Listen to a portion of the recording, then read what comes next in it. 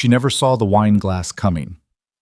1 second, Nyla Brooks was standing perfectly still, jaw tight, shoulders squared, absorbing every syllable of humiliation that Vanessa Hale had been pouring over her for the last 4 minutes. 4 minutes of pure calculated cruelty delivered in front of 300 of the most powerful people in the city, while cameras rolled and nobody moved a muscle to stop it. Then Vanessa smiled, that slow, satisfied smile of a woman who has never once been told no. She lifted the glass. "Street trash," Vanessa said softly, almost tenderly, "belongs in the gutter. And if you think you know how this story ends, you don't. If this kind of story stays with you long after it's over, the kind where dignity fights back and wins, you're exactly who this channel was made for." Subscribe and follow Nyla's story all the way through. Hit that like button and drop your city or country in the comments. I want to see just how far this story travels. The invitation had arrived 6 weeks earlier, slipped under the door of Nyla's apartment on the 4th floor of a building where the elevator hadn't worked in 3 years. She almost threw it away. The envelope was cream-colored, heavy, the kind of paper that costs more per sheet than most people spend on lunch. Her name was handwritten across the front in ink, so dark it looked like it had been pressed into the paper with intent. Nyla Renee Brooks. Both middle name and last. The kind of formality that either meant you mattered very much, or you were being summoned for reasons that had nothing to do with your comfort. She turned it over twice, set it on the kitchen counter beside a half-eaten sleeve of crackers and a mug of chamomile gone cold, and walked away from it for 4 days. On the 5th day, she opened it. The Whitmore Gala. Annual charity fundraiser, hosted by Franklin Whitmore III, venture capitalist, board member of 6 Fortune 500 companies, the kind of man whose handshakes were described in business magazines as seismic. The cause was literacy programs for underserved youth. The venue was the Grand Callaway Hotel, rooftop ballroom, black tie required. At the bottom of the heavy card, in Franklin's own hand, "Your presence would honor us, Ms. Brooks. It is long overdue." Nyla had read that last sentence 4 more times. Long overdue. Not "we'd love to have you" or "please join us." Long overdue. Like a debt being acknowledged. Like someone, somewhere, had finally decided to count correctly.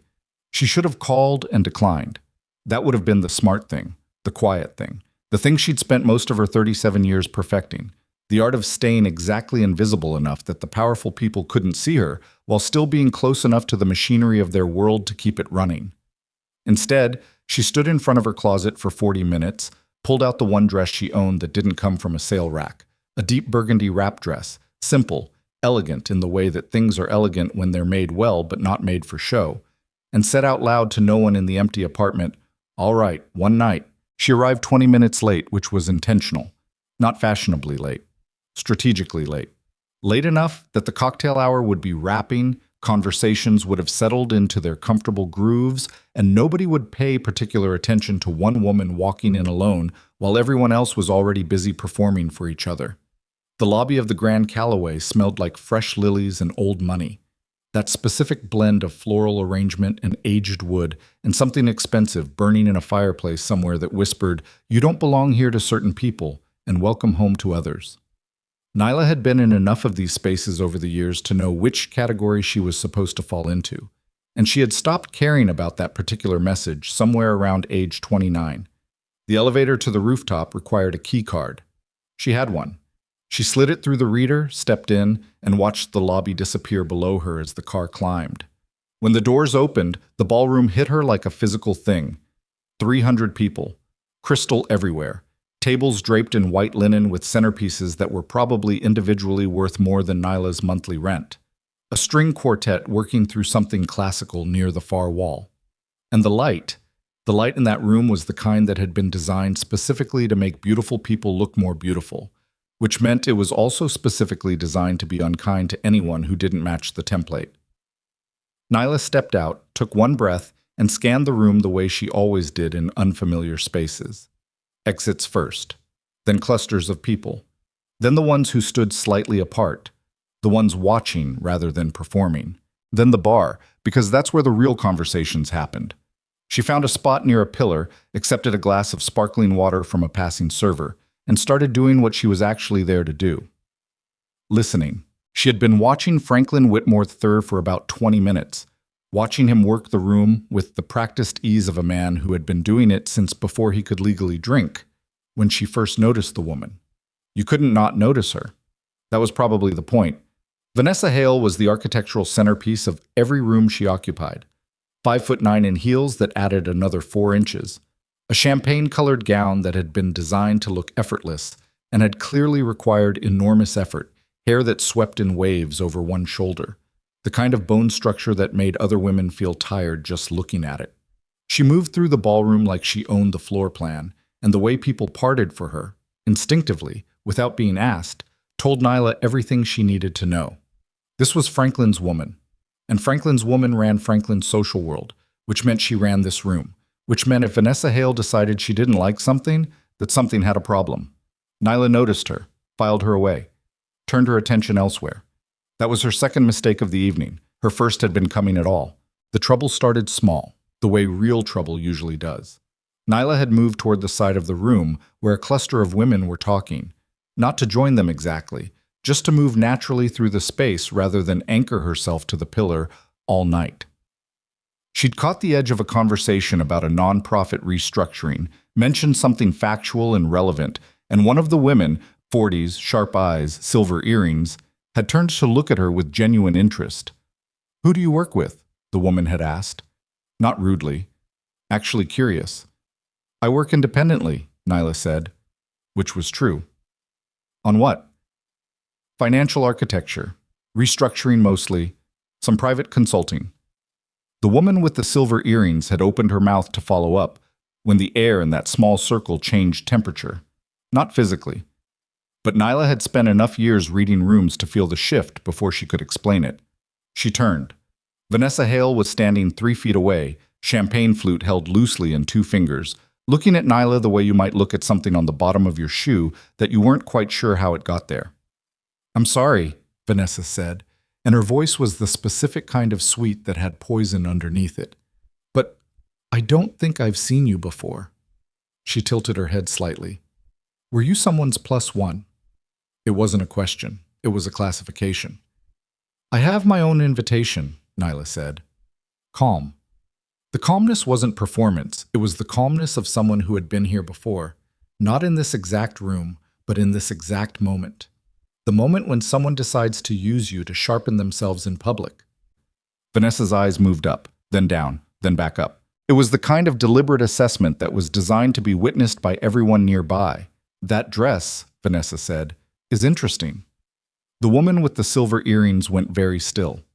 "Thank you," Nyla said. "I didn't mean it as a compliment." Vanessa's smile widened slightly, inviting the room into something. "I mean, it's very practical." Someone laughed, short, quickly swallowed. Nyla took a small sip of sparkling water. Practical has its advantages. She should have walked away right then. That moment, that small, almost elegant exchange, was still recoverable. Vanessa had thrown a first probe, and it hadn't landed cleanly. Nyla could have smiled, turned, moved to another part of the room, and the whole thing would have dissolved into a minor footnote of an otherwise unremarkable evening. People would have forgotten about it by the time dessert was served. But then Vanessa's eyes cut sideways, and Nyla followed the look and saw Franklin across the room, watching. And she understood in that instant that this wasn't improvised cruelty. This was performed cruelty. Vanessa was doing this for an audience of 1, and that audience wasn't going anywhere. Franklin mentioned he'd sent an invitation to someone from... Vanessa paused, letting the pause do work. A different kind of background. A sort of outreach thing, I suppose. The air in the circle had gone completely still. "Outreach," Nyla repeated. Vanessa sipped her champagne. "You know how Franklin is. He's very generous with his charity impulses." And there it was. The reclassification. Not financial architect, not consultant, not invited guest. Charity case. Delivered smoothly, casually, in the middle of a party, in front of witnesses, with the practiced ease of someone who had done this before and always gotten away with it. Nyla felt something tighten in her chest. Not hurt exactly. Not embarrassment. Something older than both of those. A kind of weary, bone-deep recognition. Oh, We're doing this. I appreciate Franklin's generosity, she said carefully. Vanessa leaned in almost imperceptibly. You know, I have to ask, and I hope you won't take this the wrong way, but is that dress from a department store? The laugh that followed was no longer one person quickly swallowed. It was several people, and it wasn't quiet. What happened next unfolded the way. Humiliation in public spaces always unfolds, not all at once, but in accumulating waves, each one arriving before you fully process the last, until you're standing in the middle of something you didn't agree to and can't get out of cleanly. Vanessa moved the way a performer moves when they realize they have an audience that's going to let them go as far as they want. And the audience, 300 people in a rooftop ballroom, most of them with cameras in their pockets, did let her. Some out of social cowardice, some out of genuine entertainment, some because they'd been the target before and were too relieved not to be the target tonight to do anything about it. The comments escalated in that particular way that cruelty escalates when it goes unchallenged. Not with sudden violence, but with slow, increasing pressure, each remark arriving just slightly further than the last, testing what the room would absorb. The dress comment gave way to a comment about Nyla's neighborhood, which Vanessa somehow knew, or claimed to know, described with a particular kind of emphasis that turned a postal address into an accusation. That gave way to a remark about people who weren't raised around this kind of environment being understandably overwhelmed. And that gave way. And this was the moment the room went from mildly uncomfortable to actively witnessing something, to Vanessa saying, loudly enough that the string quartet seemed to notice even from across the room, "She genuinely looks confused about which fork to use. Franklin, darling, maybe someone should help her." Nyla hadn't been confused about the fork. She hadn't touched the fork. She was standing 6 feet from the nearest table holding a glass of sparkling water, and the fork comment was not about a fork. Franklin, across the room, made a sound that might have been a laugh. Didn't move. Didn't intervene. Phones appeared. Several. The quiet snick of cameras, people angling to capture what they recognized was something, not quite sure what yet, but something that had a quality of spectacle. Nyla stood still. This was the thing people never understood about her. The thing that looked like passivity from the outside, but was something else entirely from the inside. She went still the way water goes still before something large moves through it, not frozen, not defeated, calculating. She was standing in the middle of a room full of people who had decided she was entertainment, listening to a woman dismantle her in real time, and the part of her brain that had kept her alive and functional through considerably worse than this was running numbers. How bad does this get before it gets worse? Where's the door? Who in this room is watching with calculation rather than entertainment? Who would intervene if pushed? What does this woman actually want? Attention, dominance, removal, all three. And under all of that, quieter. Don't let her see your hands shake. Her hands weren't shaking, but the thought was there, and that was enough. The wine appeared in Vanessa's hand like a prop in a scene she'd rehearsed. Someone had handed it to her. Nyla wasn't sure when, hadn't tracked it. A full glass of red, deep burgundy, the same color as Nyla's dress, which was probably either coincidence or not. Vanessa held it with a casualness that was completely deliberate, and when she started speaking again, her voice had dropped into something lower, more conversational, the kind of register you use when you want what you're saying to travel precisely. "The thing is," Vanessa said, "and I think most people in this room understand this, even if they're too polite to say it, there are spaces that people belong in and spaces they don't. It's not cruelty, it's just accuracy." She glanced around the room, making brief contact with several faces, gathering agreement like tickets. Some people climb and they're genuinely impressive, and some people wander through a door they weren't meant to walk through and call it arrival. She looked at Nyla. "Nothing personal, sweetheart, but you are nothing but street trash that wandered into the wrong room." The ballroom went so quiet that Nyla could hear the string quartet 3 rooms away had stopped playing. 300 people. Not one voice. Vanessa raised the wine glass, and then every conversation in the building died. Not gradually, not in ripples. All at once, like a switch had been thrown. Nyla didn't turn around immediately. She saw it in Vanessa's face first.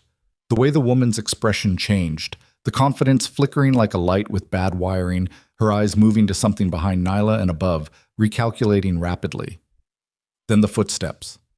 deliberate, unhurried. The kind of footsteps that have never once in their life needed to hurry because the room always waited. She turned. He was already looking directly at her. Cashin Kwan was not a large man. That was the thing people always said afterward when they described him, the thing they seemed almost puzzled by, as if they'd expected violence to require size. He was lean, controlled, dressed in a black suit that fit him the way very expensive things fit people who have learned to wear expensive things without being worn by them. He moved through the silent ballroom with the particular stillness of someone who had spent years ensuring that everyone in a given space was always slightly more aware of him than he was of them. He was looking at Nyla, not at Vanessa, not at Franklin, not at the phones or the crowd or the wine glass still suspended in Vanessa's hand. At Nyla. And Nyla, who had built a life on reading rooms and reading people, who had taught herself to assess threat and intent and motivation with the same precision other people reserved for mathematics, stood completely still and felt, for the first time all evening, something she hadn't expected. She felt recognized, not in the way Vanessa had recognized her, as a category, as a type, as something to be classified and dismissed, recognized the way you recognize something you've been waiting for. The way you recognize the specific shape of something you know intimately, even across a crowded room, even when everything between you is silence and distance and 300 witnesses who have no idea what they're actually watching. Cashin Kwan walked directly toward her. He didn't stop to greet anyone, didn't acknowledge the host, who had gone pale near the far wall, didn't look at Vanessa, who was still holding the wine glass with the specific paralysis of someone whose scene has been interrupted by a different, much larger scene they didn't write. He stopped in front of Nyla. Without a word, he reached up, removed his tailored black jacket, slow, methodical, unhurried, and draped it over her shoulders. The silk lining was warm from his body. Then, still not looking at anyone but Nyla, he said quietly, "You good?" And Nyla, who had not cried once during 4 minutes of systematic public humiliation, who had not flinched, not begged, not deflected, felt something behind her sternum shift slightly. "I'm fine," she said. "Yeah." He held her eyes for one more second. "I know you are." Then, and only then, he turned to look at Vanessa Hale.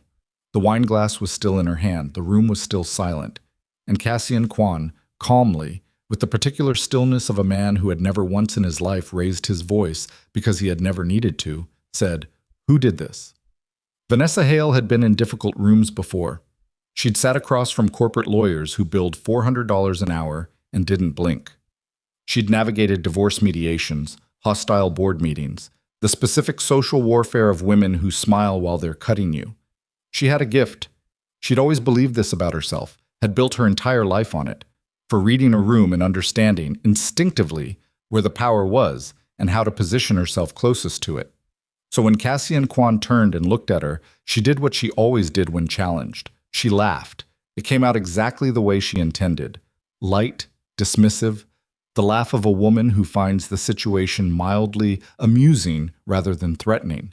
She even let her chin lift slightly, a small performance of confidence for the people watching. "You're asking who insulted her?" Vanessa tilted her head toward Nyla, and her voice carried the specific tone of someone explaining something obvious to someone slow. "Darling, I didn't insult anyone. I was simply being honest. Not everyone appreciates that, but I didn't ask what you were being," Cassian said. The sentence was short, flat, without inflection, and it stopped her mid-breath in a way that a shout never could have. He was still looking at her the way you look at something you're deciding what to do with. Not anger. Anger would have been easier to read, easier to push back against. This was assessment, pure, unhurried, clinical assessment, and it was the most frightening thing Vanessa had seen in a long time, because it meant he hadn't made up his mind yet, and men like this, when they hadn't made up their mind yet, were capable of any outcome. "I asked," he said, "who did this?" She started, stopped.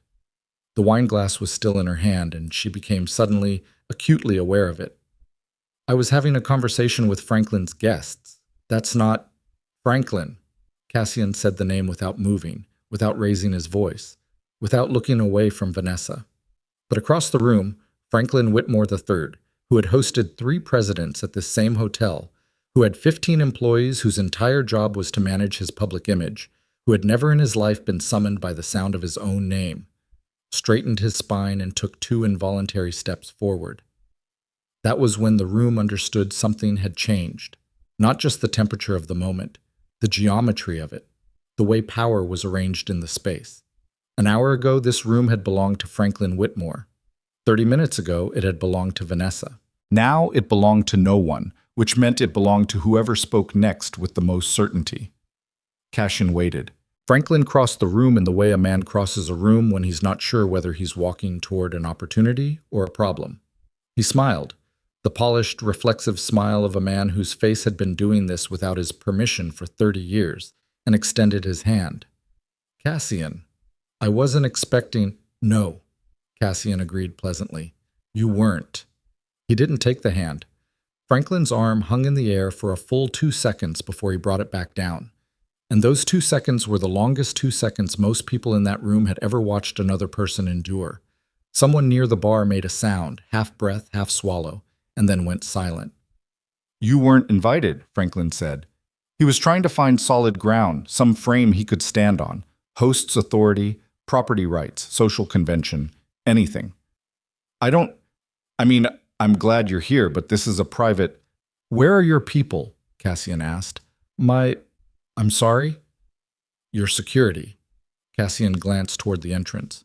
Marquez runs your detail. I know his setup. Front door, service entrance, elevator bank. Where is he? Franklin blinked. They're positioned at the perimeter. Standard. They let me in. Silence. They let me walk through your front door, up your elevator, into your private event, Cassian said, without a single call to you. Think about why that is. Franklin was thinking about it. His face showed the process, the slow, uncomfortable arithmetic of a man who'd believed himself safe inside a system and was beginning to understand the system had different loyalties than he'd assumed. His jaw worked briefly. He said nothing. Your security knows me, Cassian said simply. Most security in this city does. When I walk through a door, they make a calculation. It's a fast calculation. They've all made it before. He paused. Tonight they made it and didn't call you. Ask yourself what that means about how they see you relative to how they see me. It wasn't a threat. That was the devastating part. It was an observation. Delivered quietly, factually, in a room full of witnesses, with all the weight of something that had always been true and was only now being said out loud. Franklin Whitmore, worth $2.3 billion by Forbes' last count, owner of 3 buildings in this city, including the one they were standing in, stood in the middle of his own party and visibly shrank. Vanessa, to her credit, recovered faster than most people would have. She had the particular resilience of someone who had survived on social intelligence for so long that it had become reflex. She reset, recalculated, and she came back with the only angle she had left. Franklin. Her voice was smooth, directed, the voice of someone pulling an ally back into position. Darling, you're not going to let him speak to you like this in your own home. Franklin looked at her. Something moved across his face. It was quick, barely there, but Nyla caught it from 3 feet away because Nyla had been reading faces in rooms like this for 15 years. It wasn't irritation at Cassian. It was something directed at Vanessa. A flicker of the specific resentment that accumulates in men when a woman has publicly attached her safety to them in a way that makes their vulnerability visible. He didn't answer her. Vanessa felt the non-answer land. Her expression didn't change. She was too controlled for that. But something in her posture shifted, a barely perceptible drawing in, the instinct of someone who has just felt the ground move under their feet. Who is she to you? Vanessa asked. She wasn't asking Franklin. She turned to Cassian, and her voice had dropped the lightness entirely. Down to the bone now, direct. Because I think I deserve to understand what's actually happening here. You want to understand what's happening, Cassian said. Yes. He was quiet for a moment, not thinking. Nyla had the sense he'd already thought all of this through before he walked through the door. He was making a decision about sequence, about what to give, when to give it, and how much to hold back. First, he said, apologize. Vanessa blinked. Excuse me? You heard me. I'm not going to— Not to me, he nodded toward Nyla. To her. The room, which had been holding its breath for the last 4 minutes, seemed to pull in a collective half-breath and hold it at a new depth. Vanessa turned to look at Nyla. Actually looked at her, maybe for the first time all evening as a person rather than a prop. And whatever she saw there, whatever she read in Nyla's face, seemed to make something in her calcify. Harden. The way a decision hardens when someone decides that backing down is worse than the consequence. No, Vanessa said. The word sat in the air. Several things happened in the 3 seconds after it. A man near the window, mid-50s, the kind of face you see in financial section profiles, silver tie, expensive watch, quietly set down his champagne and took 2 small steps backward, as if creating distance from the center of the room was a survival instinct. Franklin reached up and touched his collar. The gesture of a man whose throat has gone tight. Nyla, who had been standing in Cassian's jacket with her arms slightly at her sides, the way you stand when you're maintaining stillness by conscious effort, let out a breath through her nose. Slow, controlled. Her eyes didn't leave Vanessa, and Cassian's expression didn't change at all. Okay, he said.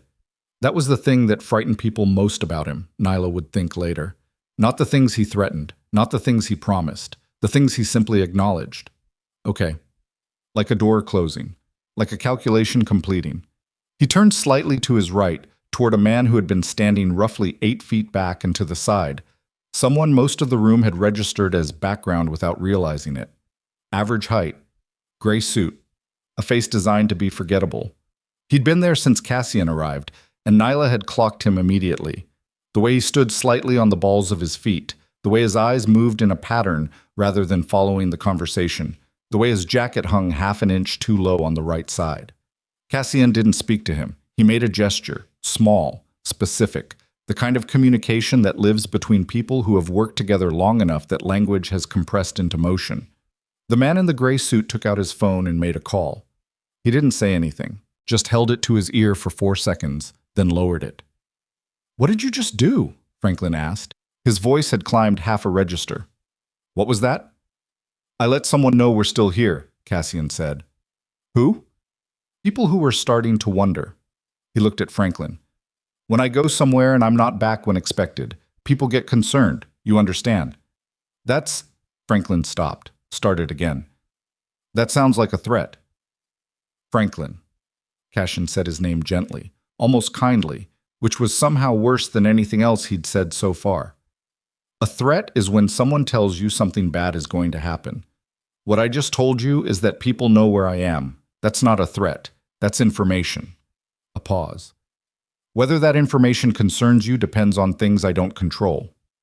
Someone's phone, not the gray suit man's, someone in the crowd, chimed an alert. Then another. Then 2 more in rapid succession, the specific sound of a room full of connected people receiving the same notification at the same moment. The man with the silver tie looked at his screen. His face changed. Later, when people tried to reconstruct the exact sequence of events, they would argue about which came first, the phones or Cassian's revelation. The truth was they were simultaneous, 2 streams of the same information arriving through different channels at the same moment. The way systems collapse not from a single point of failure, but from multiple pressure points finding each other at once. What was on the phones was simple. A photograph, timestamped from 40 minutes earlier before Cassian had arrived, of Nyla Brooks. Standing near the pillar with her sparkling water. The image had been taken by someone in the room before the trouble started, probably one of the ambient shots people take at events to post later. Clean, clear, her face. The ballroom. The cream-colored invitation visible where it peeked from the small clutch under her arm. The image was on 3 different financial news feeds, 2 business publications breaking alerts, 1 city culture platform with 3 million followers. Beneath all of them, some version of the same caption. Nyla Brooks, spotted at the Whitmore Gala. First public appearance in 18 months. The man with the silver tie said quietly, to no one in particular, "She's Nyla Brooks." He said it the way you say a name when you've been hearing it for years in rooms she wasn't in. When you've said the name in sentences that started with whoever she is and nobody knows, and I heard she exists, but he said it with the weight of someone who had just reorganized a significant portion of his understanding of the last several years. "Wait," said a woman behind him. 60s. White hair. Foundation board member. She'd been one of the people who laughed 20 minutes ago. A short, quickly swallowed laugh, but a laugh. That Nyla Brooks? What Nyla Brooks? Someone else said. The architect, the silver tie man said. He was still looking at his phone. The one who restructured the Meridian Group's entire private capital infrastructure before they went public. The one behind the Holloway Fund reorganization. The one that... He looked up. He looked at Nyla.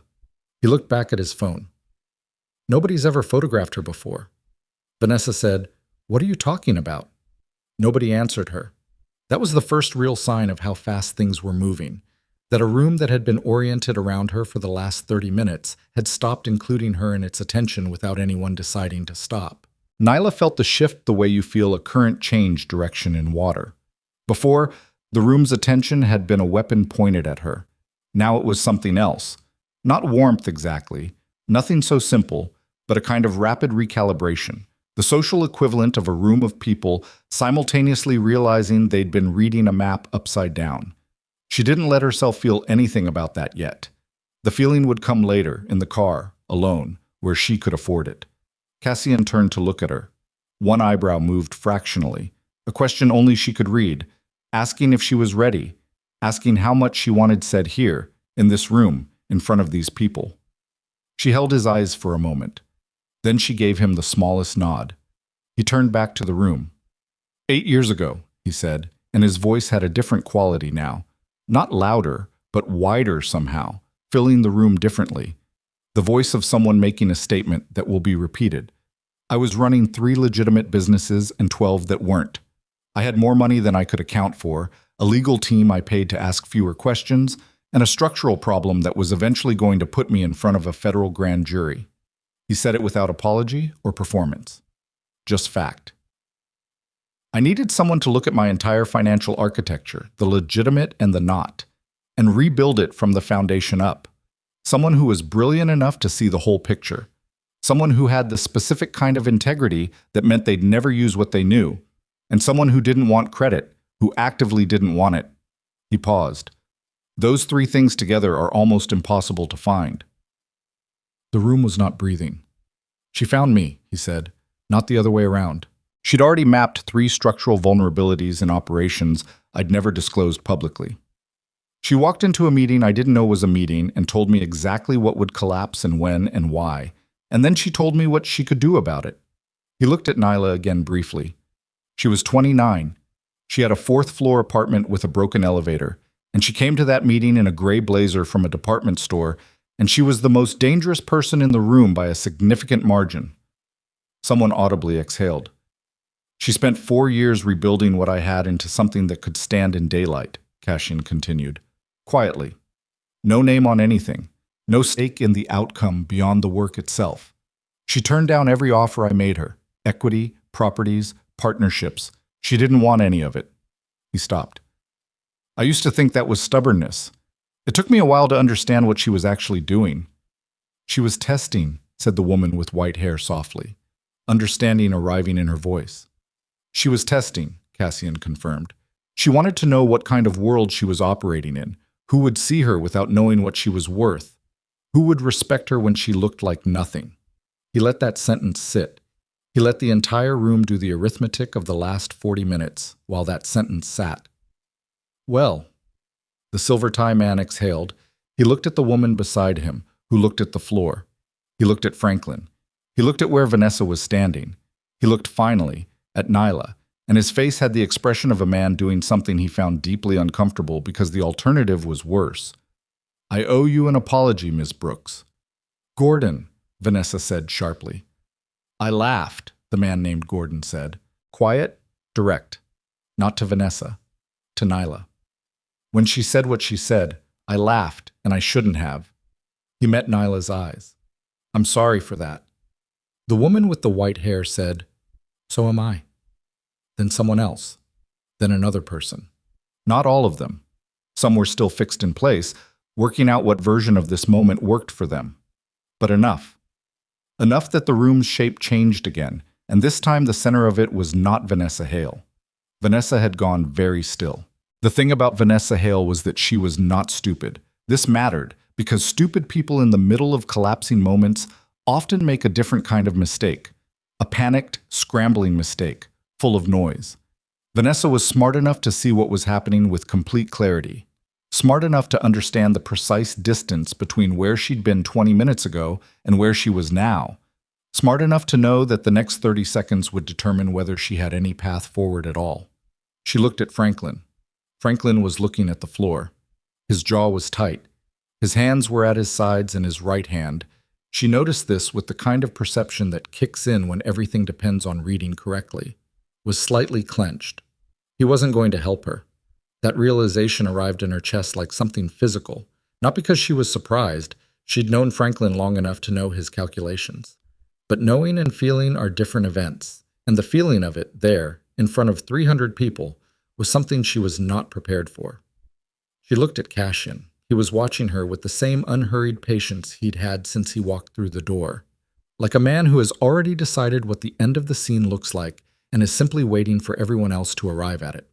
She looked at Nyla, and Nyla was looking back at her with an expression Vanessa couldn't categorize, which was itself alarming, because Vanessa had spent her life categorizing people. But Nyla's face held something Vanessa didn't have a clean word for. Not triumph.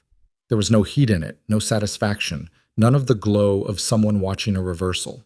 It was more like the expression of someone watching weather. Observing a natural process that was going to complete itself regardless of anyone's feelings about it.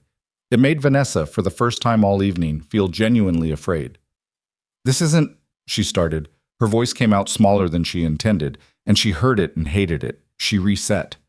"You're asking me to apologize to her because of who she knows, not because of anything I actually did wrong." "Vanessa," Franklin said under his breath. "No." She straightened. The wine glass was still in her hand. She'd been holding it this whole time, this whole conversation, and now it felt like something she'd been given to hold that she didn't know how to put down. "I said what I said. I believed it when I said it. I'm supposed to take it back because it turns out she has a powerful friend? That's not honesty. That's just, nobody's asking you to take it back," Cassian said. She stopped. "Words are out," he said simply. "They exist. Everybody in this room heard them. Some of them filmed them. You can't put them back, and I'm not asking you to pretend you didn't mean them." Something in his expression settled, a final degree of stillness. "I'm asking you to acknowledge what you did, because there's a difference between what you believed and what you did. And what you did was humiliate a woman in public for the way she looks and where she comes from. You did that in front of witnesses, with a wine glass in your hand." He paused. "That's what the apology is for." Vanessa opened her mouth, and then she threw the wine. She didn't decide to do it. That was the truth of it, the honest truth she would not say to anyone afterward. It wasn't strategic. It wasn't calculated. It was the action of a person whose control had finally reached its limit, who had one weapon left in her hand and no rational reason not to use it, who had been backed into a corner so comprehensively that movement, any movement, felt better than standing still. The glass left her hand in a clean arc. Red wine caught the light on its way across the space between them, and Cassian Kwan's hand came up and closed around the crystal stem in mid-air. Not reaching, already there. As if he'd known, in the specific way people know things when they've watched enough situations collapse to recognize the shape of the final moment. The glass didn't shatter in his grip immediately. He held it for one full second. A complete, undeniable second in which everyone in the room understood what had just happened and what had just been prevented, and what the hand holding the glass had just demonstrated about the speed and precision of the man it belonged to. Then the crystal cracked. Slow, structural, the sound of something giving way under pressure that was steady rather than sudden. A single fracture line ran from stem to rim, and the glass split in two in his palm, wine running down his wrist, dripping from his fingers onto the white marble floor. He didn't look at his hand. He didn't look away from Vanessa. The room had stopped entirely. Not the held-breath silence of before. Something deeper than that. Something that had no name but lived in the body. The silence of people witnessing a moment that rearranges their understanding of what's possible in ordinary-looking spaces. Nyla felt the back of her neck prickle. Franklin said, "Christ." Cassian set the two halves of the broken glass on the nearest table with the deliberate care of a person who is choosing every movement, and he looked at his bleeding palm for exactly 1 second, the length of time required to assess and dismiss, then folded a white pocket square around it without a word. Then he looked at Vanessa. "You're done here," he said. 3 words, no inflection, No anger, no heat. The voice of a decision that has already been made and is now simply being communicated. Franklin, he turned. Every partnership I've maintained with your organization, the Meridian Bridge investment, the Coastal Development Fund, the 2 private equity positions my people hold through your firm, I want them unwound by Friday. Franklin made a sound. That's... The man named Gordon stepped forward instinctively, then stopped himself, understanding he was now adjacent to something he hadn't meant to stand next to. That's 40 million in... I know what it is, Cassian said. You can't just... Franklin's voice had found something, not courage exactly, but the sound of a man who has calculated the cost of silence and found it higher than the cost of speaking. You're destroying a relationship over one woman and one evening. I'm not destroying anything, Cassian said. You did that when you stood there and let it happen. He looked at Franklin with the specific patience of someone explaining a simple thing. You invited her. You watched what was done to her in your room. You didn't move. A pause. You don't get to call it a relationship after that. Franklin's face went through several expressions in rapid succession. Something that started as anger and moved through calculation and arrived, finally, at a bleak kind of comprehension. He turned to look at Vanessa. Vanessa was standing exactly where she'd been, her empty hand still extended slightly where the glass had been, her champagne-colored gown catching the light. And on her face was the expression of a woman who has just understood, completely and with no remaining room for revision, that she has made a mistake she cannot walk back from. That was where part 2 had left her. Standing in her own wreckage, empty hand extended, the specific paralysis of someone who has just watched their entire architecture of social power begin to come apart at the load-bearing seams. And Franklin Whitmore III, the man whose name she'd attached herself to, whose rooms she'd learned to navigate, whose wealth she'd made herself indispensable to for 3 years, was looking at her with an expression she had never once seen on his face in all that time. Regret. Not for what had happened to Nyla. Regret for his own exposure. For being in the frame of this photograph. Vanessa understood, in the way that certain understandings arrive with the force of a physical blow, that Franklin was already calculating how to make her the story. So she moved first. I want to say something, she said. Her voice was steady, controlled. The voice she used in rooms where everything depended on the next 30 seconds going exactly right.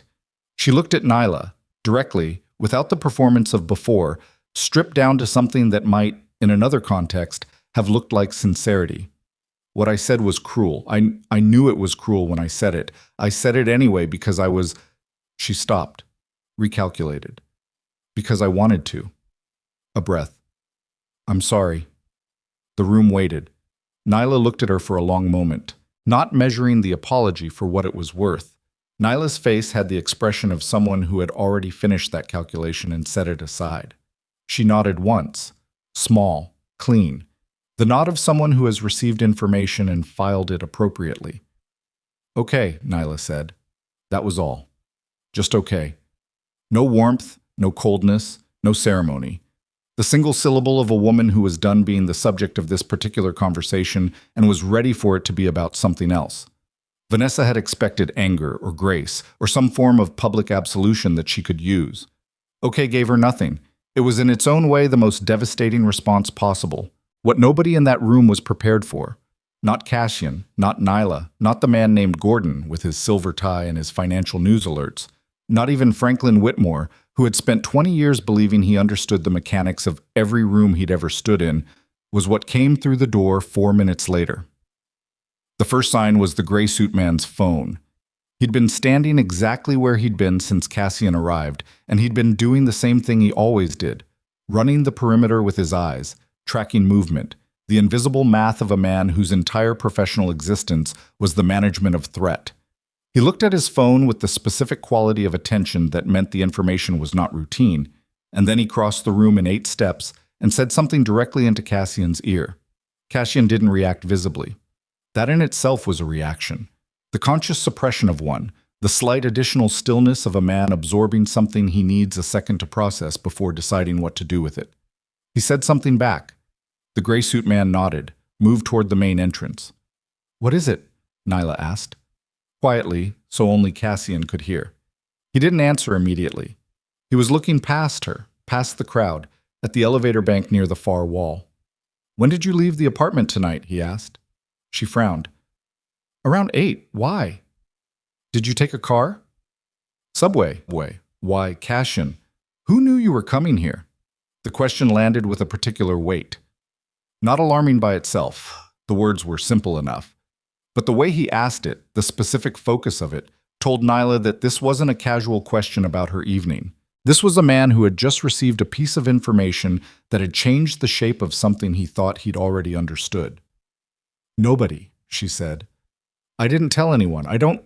You know I don't." "Somebody knew," he said. The elevator opened. 3 men came out. Not Cashin's people. She could see that immediately from the way the gray suit man's body shifted, the specific adjustment of someone who has identified a variable he wasn't briefed on. Not security, not hotel staff.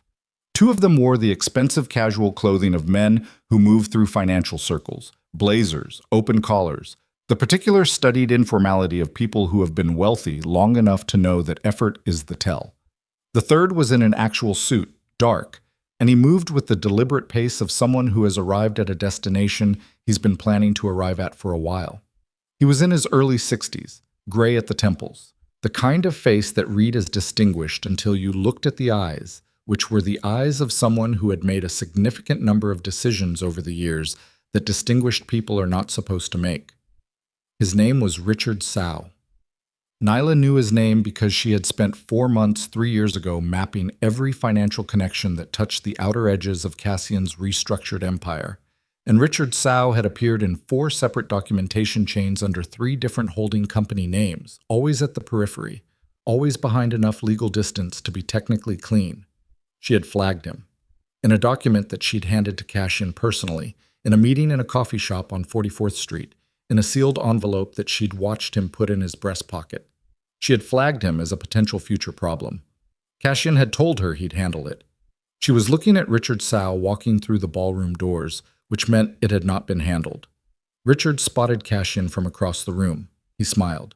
The smile of a man who has arrived at a party and found it exactly as he expected, which means he knew what party this was going to be before he arrived. "Well," Richard said, carrying his voice across the space without raising it, "I heard there was a situation." Cassian said nothing. "Word travels fast in this city." Richard was walking toward them now, slow and pleasant, the gait of a man who has nowhere to be and all the confidence that creates. Especially when someone decides to make a scene at Franklin's event. He reached the edge of the circle, the loose human geometry that had formed around Cassian and Nyla and Franklin and what remained of the evening, and stopped. He looked at Nyla with the careful attention of someone studying something they've only seen in documents. "Ms. Brooks, I've wanted to meet you for a long time." "I know who you are," Nyla said. "I'd be surprised if you didn't." He glanced at Cassian. "She's as sharp as the documentation suggests." The word documentation was a needle. Cassian's jaw moved. A single, microscopic shift. Nyla felt it before she processed it. The physical sign of a man who has just heard something that means more than it should mean, that is being said in a room full of witnesses intentionally, that has a specific target. "What documentation?" Cassian said. It wasn't a question. Richard tilted his head.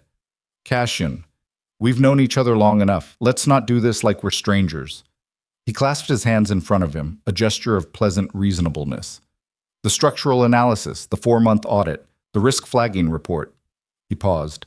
"The one with my name in it." "How do you know about that report?" Cassian said. The ballroom, which had been beginning to redistribute itself. People drifting toward exits, conversations resuming in corners. The social organism, trying to recover its normal shape, went still again. The quality of the stillness was different from before. Before, it had been the stillness of people watching something exciting they didn't quite understand. This was the stillness of people who were beginning to understand something and weren't sure they wanted to. "I know about it," Richard said, "because I've had a copy of it for 2 years." The silence after that sentence was the specific silence of something breaking, not shattering, breaking. The kind of break that happens along fault lines you didn't know existed, slow and structural, the kind that doesn't make noise until the thing is already in 2 pieces. Nyla heard her own pulse.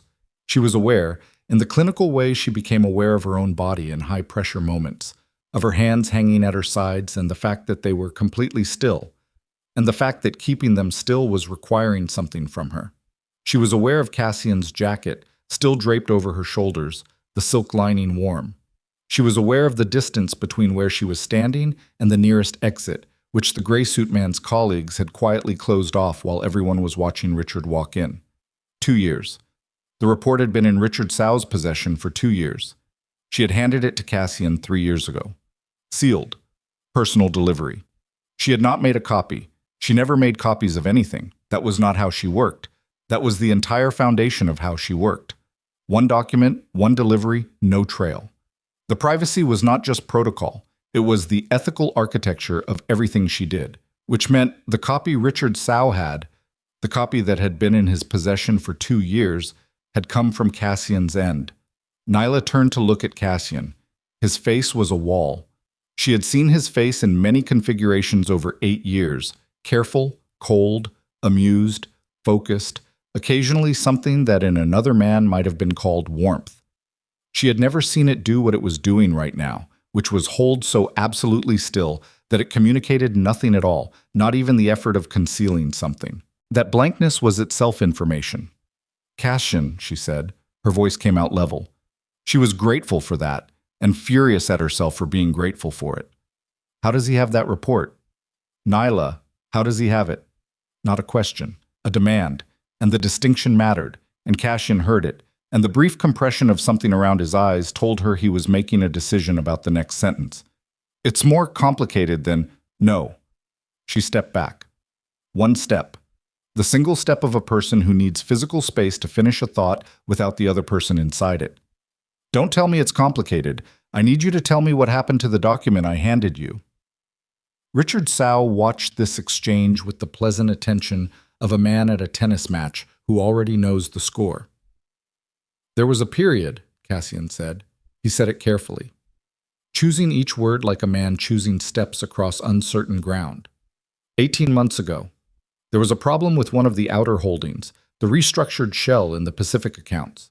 Regulators started asking questions that were going to require documentation to answer. My legal team needed to... Your legal team needed to what? Demonstrate clean separation between certain assets. They needed documentation showing that the risk analysis had been conducted independently, that concerns had been flagged and addressed. So they showed someone my report. They showed a version. You don't show someone a version of something that was given to you in confidence, Nyla said, and her voice was quiet and hard in the way that certain quiet, hard things are more alarming than shouting. There are no versions. There is the document and there is the decision not to share the document, and those are the only 2 options. She looked at him. You knew that. You knew it better than anyone. Cassian didn't deny it. That was the thing. He was a man who had spent his adult life in circumstances where lying was a functional tool, where information was currency, where the ability to construct and maintain a narrative under pressure was a survival skill. He could have lied. He was capable of it, and she knew that. But he stood in the middle of a ballroom with 300 witnesses and Richard Sau's quiet smile nearby, and he didn't lie to her, which meant he had already decided something, had already made a calculation she hadn't been invited into. And the calculation's outcome was standing 12 feet away with gray temples and a pleasant expression. Tell me all of it, she said. He was quiet for 4 seconds. She counted them. The exposure with the Pacific accounts was bigger than I let on, he said. There were 2 regulators and a federal inquiry that stayed quiet. My legal team negotiated a resolution. Part of the negotiation involved providing certain parties with documentation of the structural work that had been done to legitimize operations, providing them with something that established independent oversight. He stopped. Your report was the most credible document we had. It was the document that could prove the restructuring was real and not cosmetic. And nobody asked me, Nyla said. No. Because you knew I would say no. A pause. Yes. The word landed in her chest like something dropped from a height. Not because it was cruel, it wasn't delivered cruelly. Because it was honest. Because it confirmed that he had known her well enough to know her answer and had made a different decision. Anyway, had made it quietly. had let her go on working inside a framework she believed was one thing while it was doing something else. "And Richard," she said, not looking at Richard, keeping her eyes on Cassian. "How does he have it?" Cassian's jaw moved again. The party that received the documentation during the resolution process had connections to Sao's network. It's possible, it's likely, that it was shared, passed laterally. Through how many hands? A pause that told her the answer was not a small number. Cassian. She kept her voice flat. It was an enormous amount of work. How many people have seen a document with my name on it, my analysis in it, and my assessments of your operations that I delivered to you on the understanding that it went nowhere? He didn't answer immediately. "How many people?" she said again. "I don't know the exact number." Richard Sao chose this moment, and it was a choice, the timing precise, the intervention deliberate, to speak. "Ms. Brooks," he said pleasantly, "I think the number is probably larger than either of you would find comfortable, though in my experience that's true of most things in Cassian's world." He glanced around the room briefly, taking in the audience, the phones, the frozen faces. "I came here tonight because I thought it was important for you to understand something. You've been operating under certain assumptions about your privacy, about the security of your work, about what has and hasn't been done with your name over the last several years." He paused. "Those assumptions are not accurate." "What do you want?" Nyla said flatly. "To be direct with you for a change, which I think you'll find refreshing." He reached into his jacket, slowly, demonstratively, the gesture of a man who wants to be absolutely clear that he's doing a non-threatening thing, and produced a single folded page. He held it out toward her. "This is a summary of the documentation trail. How far it's traveled, who's held it, what it's been used to accomplish." She didn't take it. "But you should probably take it," Richard said. "You came here to give me a piece of paper." "I came here because this is where you were, and I've been trying to find where you were for a considerable amount of time. Nyla Brooks, who doesn't appear in photographs and doesn't attend events and doesn't leave traces. And then tonight she walks into a ballroom and everything in the room connects to everything else. And here we are." Something cold moved through her. "You needed me here," she said. "I needed you in a room where certain people could see you, where certain facts could be established publicly, in front of witnesses, where it would be on record." He glanced at the phones that people were either openly holding or had at least not put away, that you exist, that you're a real person connected to real work.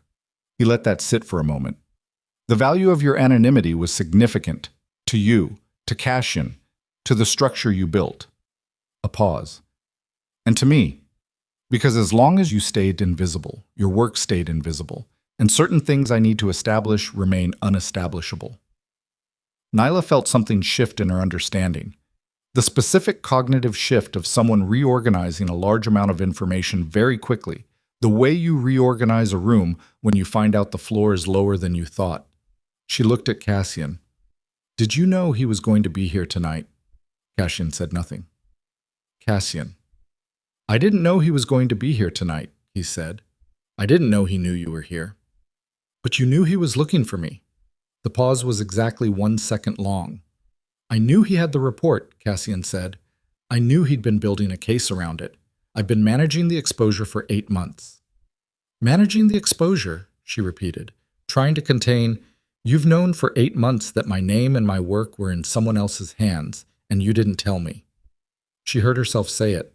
She heard the flatness in her own voice, the terrible calm of it, and she knew that the calm was not acceptance, and it was not forgiveness, and it was not any kind of peace. It was the specific stillness that arrives when you have run out of the energy that ordinary reactions require, and you are now operating on something that lives below emotion. "I was handling it," Cassian said. "Like you handled the Pacific accounts." He had no answer for that. She took the paper from Richard. She did it deliberately, with the full awareness that taking it was a choice and that choices in this room, in front of these people, had weight. She unfolded it, read it. It took less than a minute because she read quickly, and she'd learned years ago to extract the essential structure of a document on first pass without getting slowed by detail. What she read was not what she had expected. She had expected exposure, names, chains of custody, the documentation of her privacy being used as a tool without her knowledge. That was there. But underneath it, woven through it, was something else. Something that the summary was careful to phrase in neutral language, in the language of facts rather than implication. But that was unambiguous in its meaning if you knew how to read it. There was a second document, not hers, not the structural analysis she'd handed to Cassian 3 years ago in a sealed envelope. A second document built on hers, built from it, using her frameworks and her methodology and her analysis, but extended, taken further, into areas that the original had specifically avoided, that she had specifically not touched because touching them would have crossed a line she'd drawn for herself from the beginning. The second document had been used to justify the financial architecture of 3 operations over the past 2 years. Operations that were not legitimate. Operations that her original work had been deliberately structured to move away from. Somebody had taken what she'd built as a bridge towards something cleaner and had used it as a template for something that was its opposite. And the second document had her name on it. Not a copy of her signature. Worse than that. Built to look like her work. Structured like her work. Formatted like her work. Citing frameworks she had developed. To anyone who knew her methodology. And in certain circles, the circles that mattered for this, that number was apparently larger than she'd believed. It would read as hers. Her name. Her methods. Work she hadn't done and would never have done. 2 years of it. She stood in the middle of the ballroom with the page in her hands and felt something she hadn't felt in a very long time. Not anger. That was too simple, too manageable. Something that sat beneath anger. Something that had to do with the specific violation of having the thing you most carefully protected be the thing that was used against you. She had protected her name her entire professional life. Not for vanity. Not for ego. Because her name was her only leverage. The only thing she had that nobody could replicate or steal or copy. The specific combination of her judgment and her integrity and the way those things were known, even in their invisibility, to the people who mattered. She had kept it clean the way you keep something clean when it's the only thing you have that counts. And someone had put it on work she hadn't done. She lowered the page. "This is a forgery," she said. To Richard, to the room, to Cassian, to everyone and no one. "Yes," Richard said, "you have it. I have a copy. The original. Secured elsewhere. And you've shown it to several parties over the course of the last 18 months. He said it without apology, without pleasure, with the blunt evenness of a man delivering specifications. Some of those parties have based significant decisions on it. Transactions. Partnerships. The kind of decisions that, once made, have their own momentum. So you've used a document with my name on it to do things I had no part in. Technically, someone used it. I've been more the recipient of that information. And you've come here to tell me this because what I need now," Richard said, "is the real thing." She stared at him. "The parties who've been operating on the forged documentation are starting to have doubts," he said. "They're sophisticated people. They know work product when they see it, and they know when something that claims to be one person's work has inconsistencies that suggest it isn't. There are questions." He held her gaze. "The questions go away if the real Nyla Brooks provides a certification. A document, short, simple, confirming that the structural analysis underlying their partnerships is sound. Signed, with your real methodology attached." He paused. "And then this," he gestured toward the page in her hands, "goes away. Every copy. Clean." "You want me to legitimize work I didn't do," she said. "I want you to sign a document that makes certain problems disappear." "For you." "For several people, yourself included." A fractional pause. "Your name is already on the forged version. Those parties believe it's yours. If that forged document comes to light without your clarification, without a competing document, an authentic one, to complicate the picture, the question won't be whether you forged it. The question will be which version was yours and what you were trying to hide." There it was. The actual architecture of it, finally visible. He hadn't come here to expose her. He'd come here to corner her, to use what had already been done to her name to give her no clean exit, only exits that required passing through him. She felt the walls of it, the structure. She recognized it the way you recognize the work of someone who thinks the way you think, who has studied the same frameworks and applied them to a different problem. She turned to look at Cassian. He was looking at the floor, and in the specific geometry of a man who usually looked directly at whatever he was deciding, who made his decisions with his eyes open and his shoulders level and his face present. The fact that he was looking at the floor told Nyla something she hadn't known 3 minutes ago. He had known about the forgery. Not peripherally, not recently.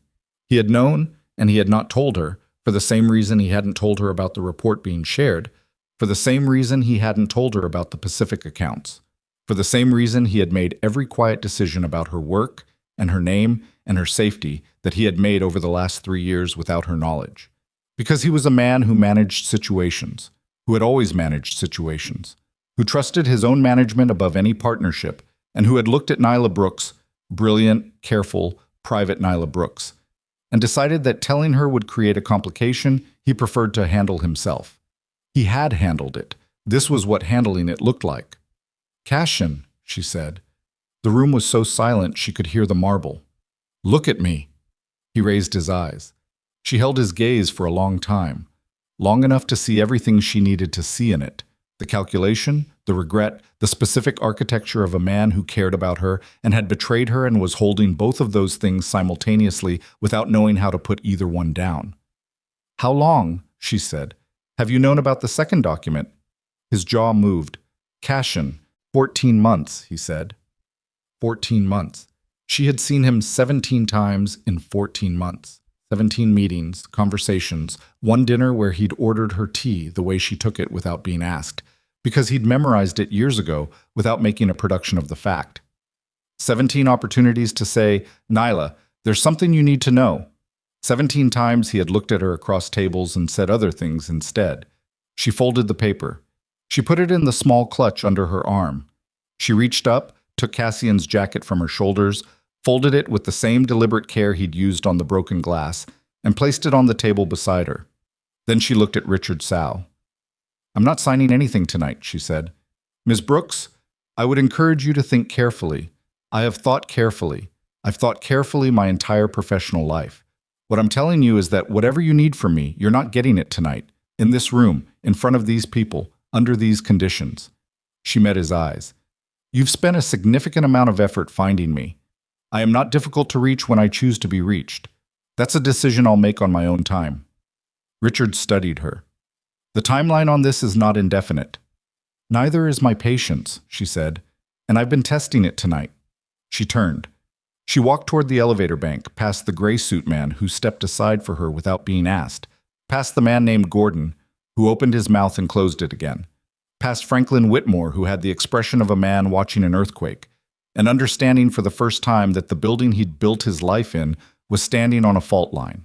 She pressed the elevator button. Behind her, she heard Cassian say her name. She did not turn around. The elevator opened. She stepped in, turned to face the room one last time.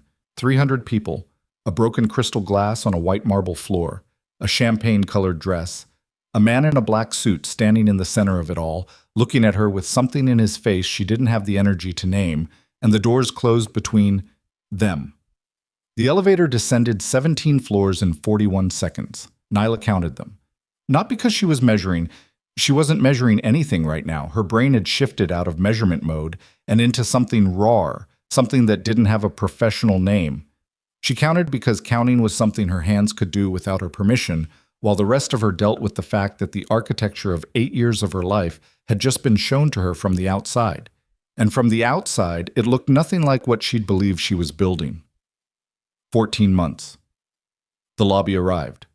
The doors opened. She walked out through the Grand Callaway's entrance into the night air and the specific quality of city silence that exists at 11:30 on a Thursday. Not quiet, never quiet, but a different register of noise, the city's overnight sound, lower and more constant than the daytime version. She stood on the sidewalk. She didn't have a plan for what came next. That in itself was unusual enough to register. Nyla Brooks, who had spent her adult life operating 3 moves ahead of every situation, who had walked into the Whitmore Gala tonight with 3 contingency positions mapped before she touched the elevator button, was standing on a city sidewalk at 11:30 at night with no plan and Cashin Kwan's silk pocket square tucked into her clutch from when he'd wrapped his bleeding hand, which she'd taken without thinking when he set it on the table, which meant she was standing outside holding a piece of evidence that she'd been in proximity to the most dangerous man in the city. She almost laughed. Almost. Her phone buzzed. She looked at it. 7 notifications in the last 22 minutes. She'd had it on silent through the whole evening. 3 from numbers she didn't recognize. 1 from her building's front desk. 2 from a number labeled only with a single initial, M. She stared at M's messages without opening them. M was Marcus Webb, her attorney, the only person outside of Cassian's world who knew any version of what she actually did. She had called him exactly twice in 6 years. Once when she needed a document witnessed, once when she'd needed a question answered about independent contractor liability. He did not reach out to her. That was the arrangement. She reached out to him. 2 messages from Marcus at 11:23 on a Thursday night meant Marcus had been contacted by someone who knew to contact him, which meant the evening had extended itself outside the ballroom before she'd even left it. She opened the messages. "Call me as soon as you're somewhere private. Tonight matters." And then, 4 minutes later, "Nyla, please." Marcus had never used please in a text message in 6 years. She knew this the way you know things about people you've kept at careful distance, not through intimacy, but through the patterns that distance lets you observe clearly. She called him. He picked up before the second ring. "Where are you?" he said. No preamble. "Sidewalk outside the Callaway." "Alone?" "Yes." "Go somewhere with walls." His voice had the quality of controlled urgency. A man running fast on the inside while keeping his exterior at a pace that wouldn't alarm. A bar, a diner, anywhere with people and walls and not a sidewalk. "Do it now and call me back." "Marcus, Nyla, I have been practicing law for 26 years, and I have never sent that text to a client. Please go find walls." She went.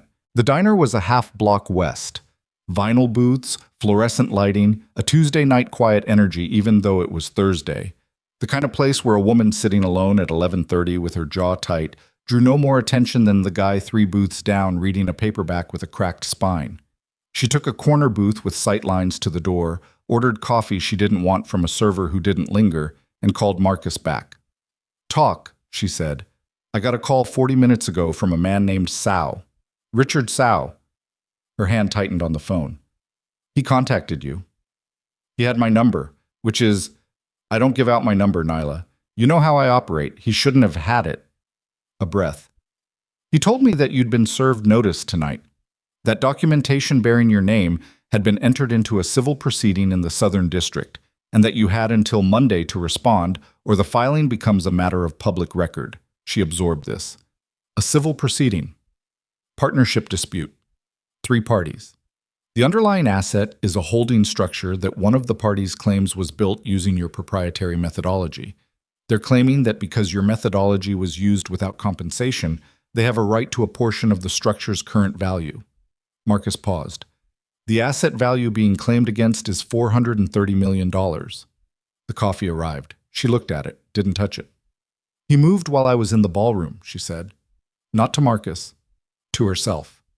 Working it through out loud because there was no one else and the walls were 4 feet away on 3 sides, and the 4th was a window onto a street where 2 cabs were idling. "The filing was made at 4:17 this afternoon," Marcus said. "Before the gala. He already had the proceeding in place before you walked through that door tonight." She felt the shape of it settle. Richard Sao hadn't come to the Whitmore Gala to find her. He'd come because he'd already made his first move and needed her to know it. The ballroom had been a notification, not a negotiation. "Look at what I've already done. Now look at what comes next." The offer of the document, "Sign this, make the problems disappear," had been made knowing she'd say no, because the point was not the document. The point was the 4 days between now and Monday, and what condition she'd be in when they arrived. He'd spent 2 years setting this up. He'd taken her name, built something with it, let it accumulate value and legal entanglement, and now he was using the legal system to create a situation in which the only way to clear her name was to cooperate with the man who'd soiled it. It was, she thought, with the specific and exhausted recognition of someone who knows what good work looks like, very well constructed. "I need everything you can find on the filing by morning," she said. "Already pulling it, but Nyla—" Marcus stopped. "What?" "If this goes to discovery, your actual work becomes part of the record. The methodology, the structural approaches, the documentation of the real work versus the forged work. All of it becomes discoverable." He paused. "Which means your clients become discoverable." or at least the nature of your client relationships, which means Cassian, and anyone else connected through the work. If any of those relationships are, if the work touched anything that has regulatory issues, the work doesn't touch anything with regulatory issues, she said. The work was specifically designed to move away from, I know what the work was designed to do, Marcus said carefully. I'm asking what it was actually used for, after it left your hands. She was quiet for 3 seconds. I don't know the full answer to that anymore, she said. Marcus let that sit for a moment with the professional patience of a man who has heard admissions that cost people everything. Then we have until Monday to figure out how much exposure you're holding, he said. We have until Monday to figure out how to cut it off before it goes public, she said. Nyla, set me up a meeting tomorrow morning, the earliest you can do. With whom? She stared at the coffee, still not touching it. Everyone, she said. I'll give you a list. She was on her second page of a handwritten list.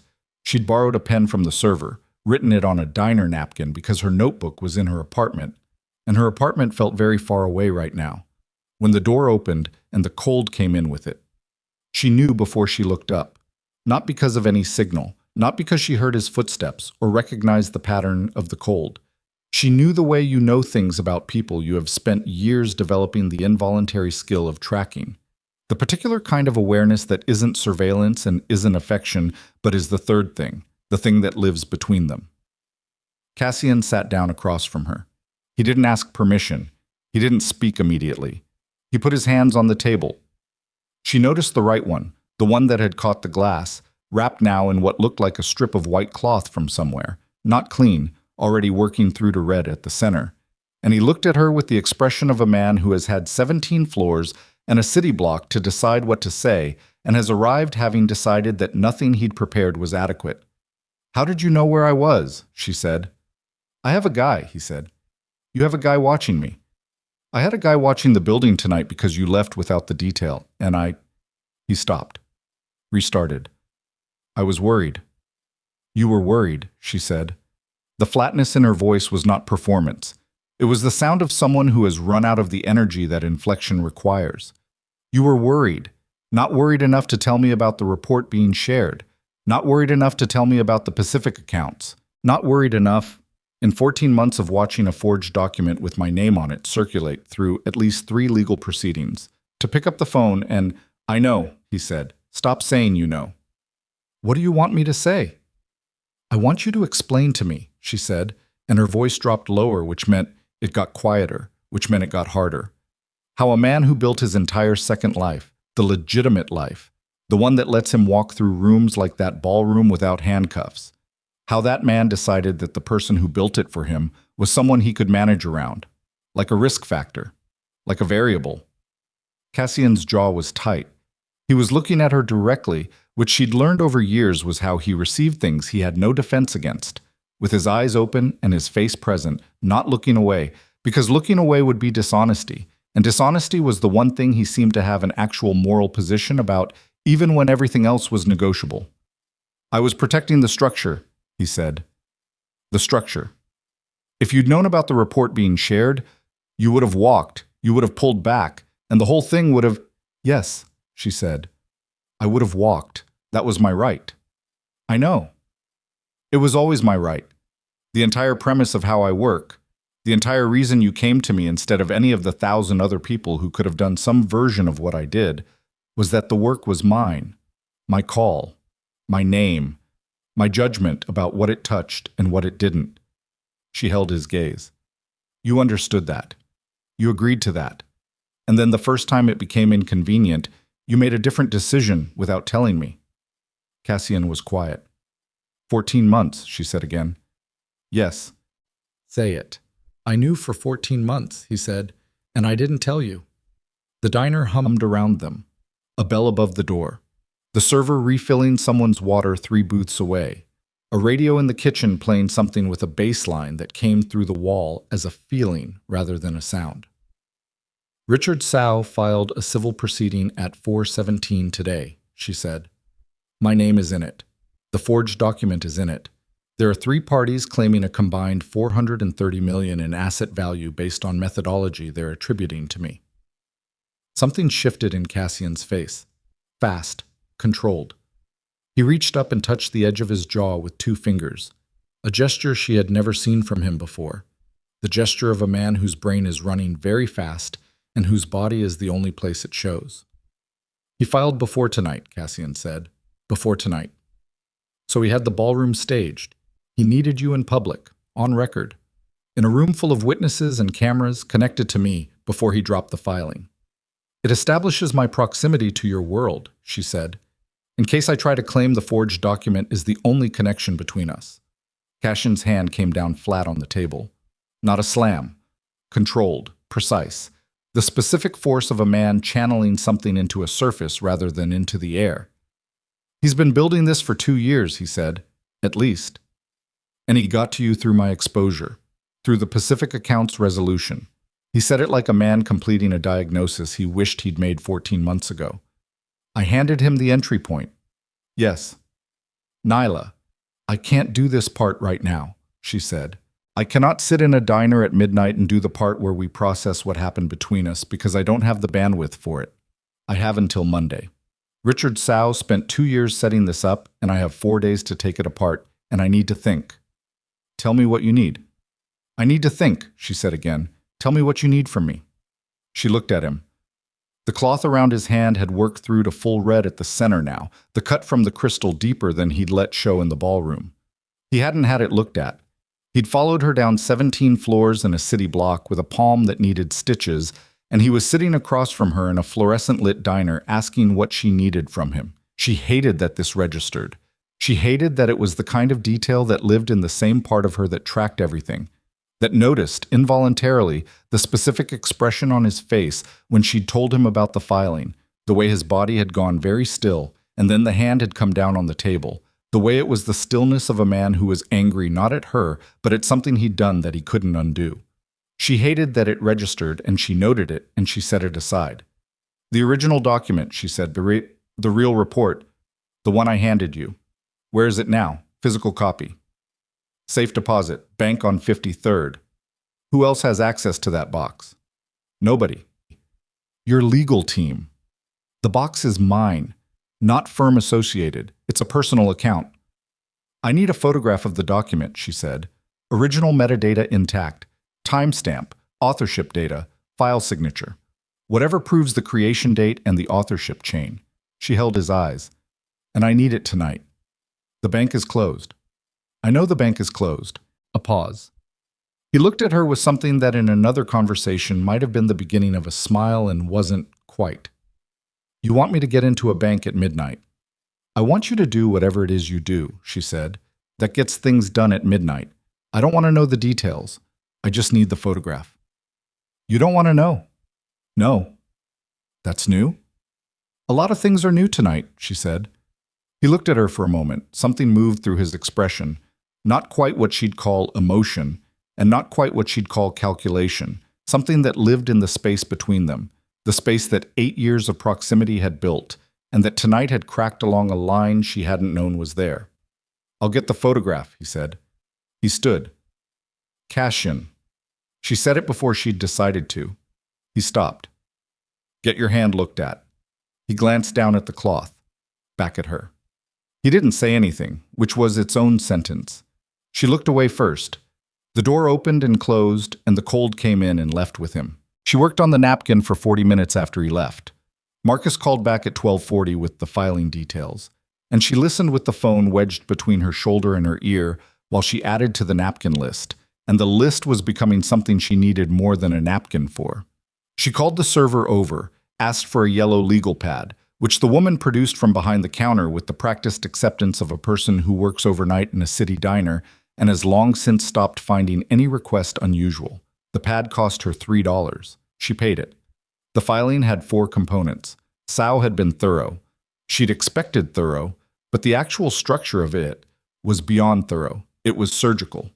He had used her forged methodology as the foundation of a claim that established her as a de facto partner in 3 separate holding entities. Not an employee, not a contractor. A partner, which meant under the applicable law, the other partners had claims against her too, or rather, against the value of anything her name was attached to, which was increasingly not nothing. If she'd been the type of person who had assets, which she wasn't, which Sao knew, which meant the asset claim wasn't the point. The 430 million wasn't the point. The point was the legal record. The point was her name in a filing in the Southern District on Monday morning. The point was making Nyla Brooks visible in a system that would then make her permanently visible whether she liked it or not. Once you were in the system, you were in the system. She understood that. She'd spent 8 years understanding that, had built her entire approach around remaining outside it, had refused every offer Cassian had ever made her specifically, because equity and stakes and ownership meant paperwork, and paperwork meant the system. Sao had put her in the system anyway. Unless she could get the filing withdrawn before Monday. Getting the filing withdrawn required giving Sao something he wanted more than the filing. She wrote it down. Top of a fresh page. What does he actually want? Not the money. The money was leverage, not goal. Not her name in a filing, set. That was the weapon, not the objective. Not the document, the certification he'd asked her to sign in the ballroom. That was the ransom note. Not the reason for the kidnapping. She thought about what she'd seen in his face in the ballroom. The specific quality of his attention when Cassian had been speaking, when Cassian had laid out the history of what she'd built. He'd listened with the focus of a man hearing confirmation of something he already believed, which meant he'd spent time constructing his understanding of the situation from outside it, and had come to the ballroom partly to verify his construction. He'd built a case around documents he didn't fully understand.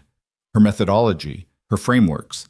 He'd used them, had them used, had built things on top of them, but the actual intellectual core of them he'd gotten secondhand. Through the report, through the forged extension, without the specific kind of comprehension that comes from being the person who developed them. That was the gap. He'd gotten the what without the why. He could replicate the structure of her work without understanding the principles that made the structure sound, which was why the parties in his proceedings were already having doubts, which was why the work felt like her work and wasn't quite, which was why he'd come to the ballroom to find her instead of just filing and walking away. He needed her to make the work actually work, not her signature. Her. She wrote that down, circled it, stared at it. Then she wrote the next thing, the thing that had been sitting in the back of her brain since she'd read the summary Richard had handed her in the ballroom, the thing she'd been letting process while her conscious attention was elsewhere. The forged document had been used in 3 proceedings. 3 sets of parties had made decisions based on it.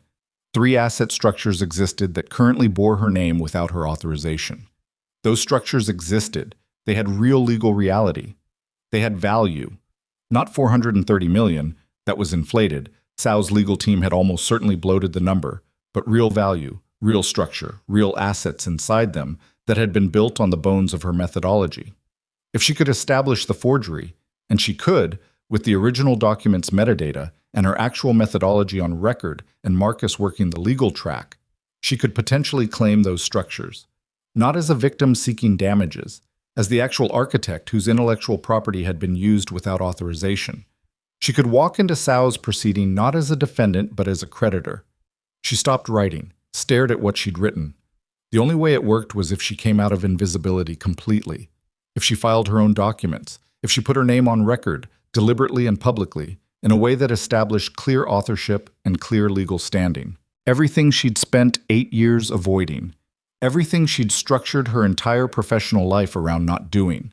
The only way to defeat a system that had used her name was to own her name loudly enough that no one else could use it.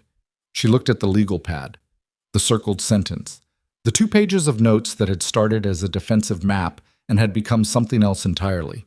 She checked her phone. 1:17 a.m. 2 messages from numbers she still didn't recognize. One from Marcus saying he'd be ready at 7. One from Cassian. Not words, just a photograph. The document. Her original report. Time-stamped, clear, the metadata visible along the bottom edge. His hand visible at the corner holding it flat against a surface. The cloth was gone, replaced with what looked like a proper bandage, white and clean, so he'd had it looked at somewhere between here and midnight, which was information she chose to not process right now. She looked at the photograph for a long time. Then she opened a new text to Marcus. Change of plan. We're not defending. She watched the 3 dots of his response appear and disappear twice before his message came through. Drew, what are we doing? She looked at her legal pad, at the circled sentence, at 2 pages of notes that were now a strategy rather than a panic. She started typing. She was still at the diner at 2 a.m. when the door opened again. Not Cassian this time. She'd known it wouldn't be Cassian. He'd given her the photograph and understood without being told that the next move was hers, and one of the few things she'd always trusted about him, even now, even with the weight of the last several hours sitting between them, was that he knew when to let a situation breathe.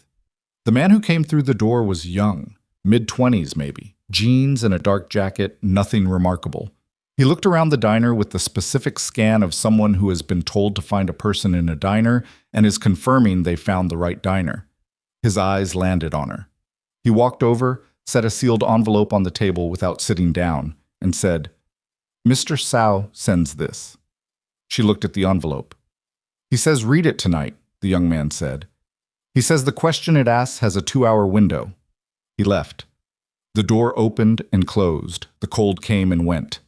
She looked at the envelope for 20 seconds. Then she picked it up, broke the seal, and pulled out a single page. It was not what she'd expected. She'd expected terms, conditions, a formal restatement of the demand he'd made in the ballroom, dressed in legal language now that the informal version hadn't worked. She'd expected the architecture of a man tightening the parameters of a trap. What she read instead was 11 lines. No legal language, no formal structure. Just Richard Sao's handwriting. She recognized it from the signed corner of the summary he'd given her, in clear, plain sentences that said what they said without decoration. He wasn't the primary party. That was the first thing. I was acting on behalf of someone else. Someone whose name he hadn't used in the ballroom, whose existence he'd concealed behind his own, whose actual interest in the proceedings and in Nyla's methodology and in the 3 holding structures went beyond anything Richard Sao himself would have built. The second thing was the name. She read it twice. The name was someone she knew. Not well. She'd encountered them at the edges of 3 separate financial networks over 8 years, had flagged the name twice in internal notes she'd never shared, had thought of them as peripheral, as one of the many figures who orbited the world she worked in without ever being central to anything she touched. She'd been wrong about that. The third thing the 11 lines told her was that the 2-hour window was not about the filing. The 2-hour window was about a meeting. Tonight. Now. The address was on the back of the page, and the last line, in Richard Sao's clean, plain handwriting, said this: "The person who wants to meet you built the structure that Cassian Kwan spent 8 years trying to legitimize. You didn't restructure a criminal empire, Ms. Brooks. You restructured someone else's investment.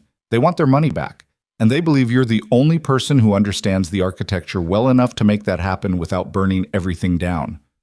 She sat with the page. Outside the diner window, a cab went by. Then another. The city's overnight sound moved around the building at its low, constant frequency. She turned the page over, read the address. She knew the building. She'd walked past it a dozen times, had noted it once, years ago, in a document she'd written for herself and never shown anyone, a list of financial nodes in the city that had more connectivity than their public profile suggested. She'd written, "Investigate further, ownership unclear." And then she'd set it aside because it hadn't been relevant to what she was building, and she'd had enough relevant things to focus on. The building was Cassian's, not in his name. Nothing was in his name. That was the first thing she'd restructured 8 years ago. But it was his. She'd built the entity that held it. She'd designed the ownership chain. She'd put it together and handed it to him and known exactly what it was and what it meant. And if the person who wanted to meet her owned what Richard Sao's 11 lines said they owned, then the building, the entity, the ownership chain she'd built, was not, had never been, was perhaps from the very beginning, not what Cassian had told her it was. She put the page flat on the table, put her palm on it. She felt her own pulse against the paper. If what Sao's message said was accurate, she hadn't restructured Cassian Kwan's empire. She had restructured someone else's investment in Cassian Kwan, someone who had been behind the whole thing from the beginning.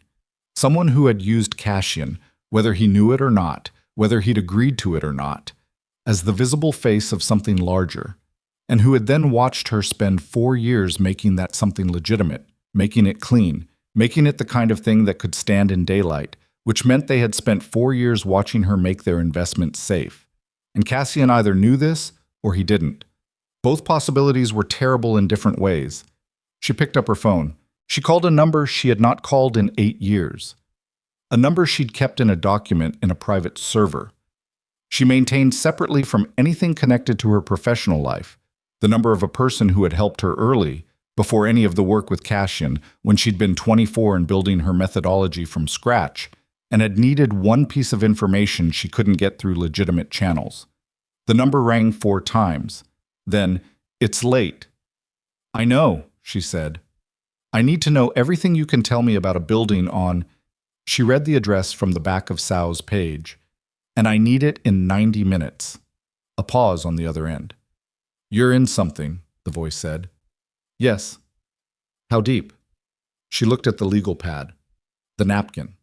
The single-page message from Richard Sao with its 11 plain lines and the address on the back. "I'm not sure yet," she said. "That's what I'm trying to figure out." "Give me 40 minutes," the voice said. She looked at her watch. 2:14 a.m. The window Sao had given her was closing, and somewhere in the city, in a building she had built the legal architecture to own without anyone knowing it was owned, someone who might have been behind everything from the beginning was waiting for her to decide whether to walk through that door or not. She walked through it, not because she had decided it was safe, not because the 40 minutes of information her contact had delivered, breathless, low, the specific cadence of someone who had found more than they expected and wasn't sure how to hold it, had resolved anything cleanly. She walked through it because the alternative was to sit in a diner until Monday and let Richard Sao's filing become public record, and Nyla Brooks had spent her entire life making decisions by identifying the options available and choosing the one that moved rather than the one that waited. The building was on a block that looked like every other block at 2:47 in the morning. Wet pavement, a bodega 3 doors down with its lights still on, a car alarm going off somewhere 2 streets east and then stopping. The entrance was a glass and steel lobby with a single security desk, occupied by a man in his 40s who looked up when she pushed through the door and said nothing because the person beside him, the young man who had delivered the envelope to the diner, had apparently already managed whatever needed managing. She took the elevator to the 14th floor. The door at the end of the corridor was open. Eleanor Voss was 71 years old. Nyla knew this from the 40 minutes of information her contact had delivered, but she would have guessed close to it from the way the woman sat.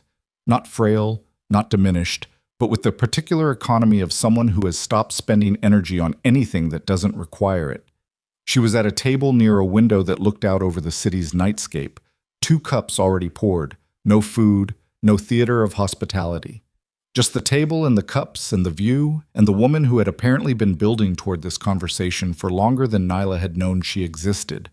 She was white-haired, not the styled white hair of the woman at the ballroom. Unmanaged, almost, the white of someone who had simply stopped paying attention to it at some point and found they didn't miss the attention. She wore a dark sweater and reading glasses pushed up on her head, and when Nyla came through the door, she looked up and over with the expression of someone confirming a measurement. "You're taller than I expected," Eleanor Voss said. "You're not what I expected at all," Nyla said. "Sit down, the coffee's real." Nyla sat, took the cup, drank. It was real. "You've been busy since the ballroom," Eleanor said. It wasn't a question. She had the manner of someone who asks questions only when she doesn't already know the answer. "You know about the ballroom." "I know about most things by the time they matter." Eleanor looked at her with the direct, assessing attention of someone who has been reading people for 7 decades and no longer finds it necessary to perform the activity as if it's subtle. Richard overstepped. "The ballroom was not part of what I sanctioned." "What did you sanction?" "The filing, the document trail, establishing enough legal pressure to bring you to a conversation." Eleanor set down her cup. "Not the spectacle, not the public exposure. That was Richard making decisions I hadn't authorized, which is a problem I'll address separately." "Your problem with Richard Sao," Nyla said, "is not my concern." "No, it isn't." A brief pause. "Your concern is the filing, and your name, and what happens Monday if we don't resolve this tonight." "Tell me who you are," Nyla said. "Not the entity structure, not the holding company names. You." Eleanor looked at her for a moment. Something moved in her expression. Not warmth exactly, but something adjacent to respect. The specific regard of one particular kind of person for another. "I built the first version of what Cassian runs," she said. "Not the criminal operations. Those were his. but the financial scaffolding underneath it. The framework that let the money move without being seen clearly. She said it plainly, without apology and without pride. Just history.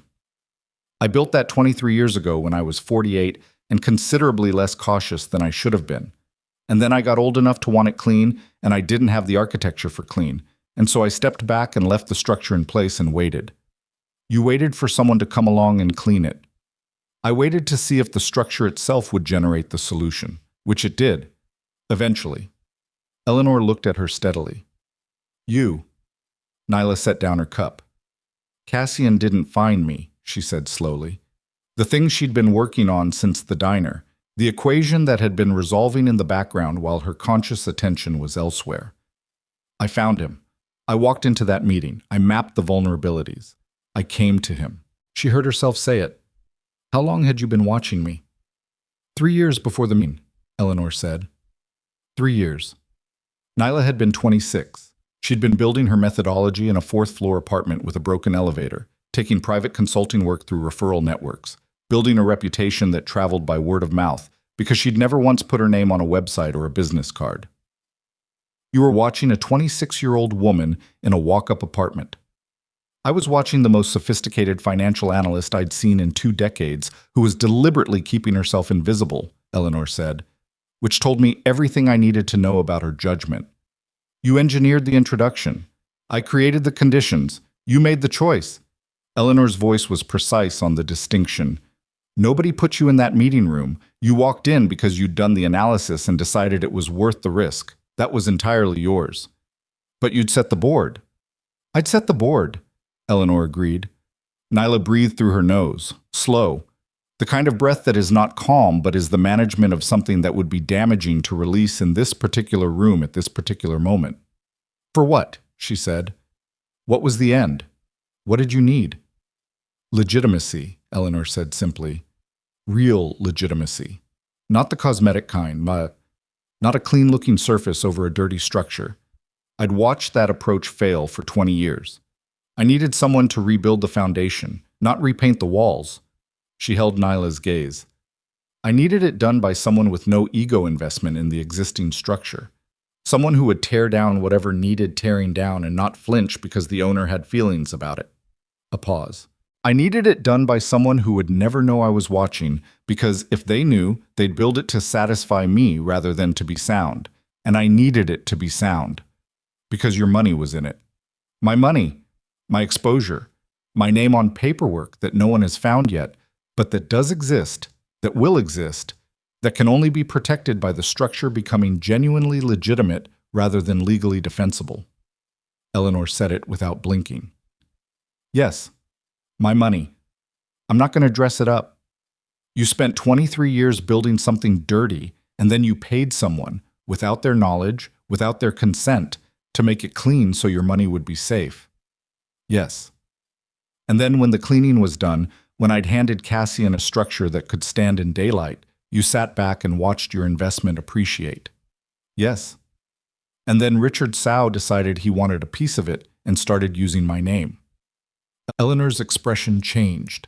The assessment quality shifted into something harder. Richard Sow was not supposed to touch anything connected to you. He was a separate track. He had his own channels into Cassian's outer holdings, lower tiers, things I hadn't built. Things that accumulated after your work was done. What he did with your name. She stopped. Her jaw tightened briefly. That was not what I intended. But it happened on your watch, Nyla said. Yes. On the structure you built, using the legitimacy I provided. Yes. And now my name is in a federal filing. There are 3 asset structures that claim my methodology as their foundation. And a man who works in your orbit has forged a document under my identity. Nyla laid each piece on the table between them like physical objects. And you want to tell me that wasn't what you intended? I'm not asking you to forgive the situation, Eleanor said. I'm asking you to understand it clearly enough to make a useful decision about it. Useful to whom? To yourself. Eleanor's voice didn't shift or soften. I understand that you have no reason to trust me. I understand that what I've told you tonight substantially changes your understanding of 8 years of your life. I understand that you are exhausted and angry and that a significant part of you wants to walk out of this room and go to Marcus Webb and build a case that burns everything down, including me. A pause. I'm asking you not to do that, not for my sake. Because burning it down leaves you standing in the ruins of 8 years of real work with a name attached to a federal filing and no clean surface to build on. And your alternative is? Eleanor reached under the table, the gesture of someone retrieving something they'd set aside deliberately, not hidden, just placed, and put a folder on the surface between them. Thin, maybe 12 pages. The filing gets withdrawn by 9 a.m., she said.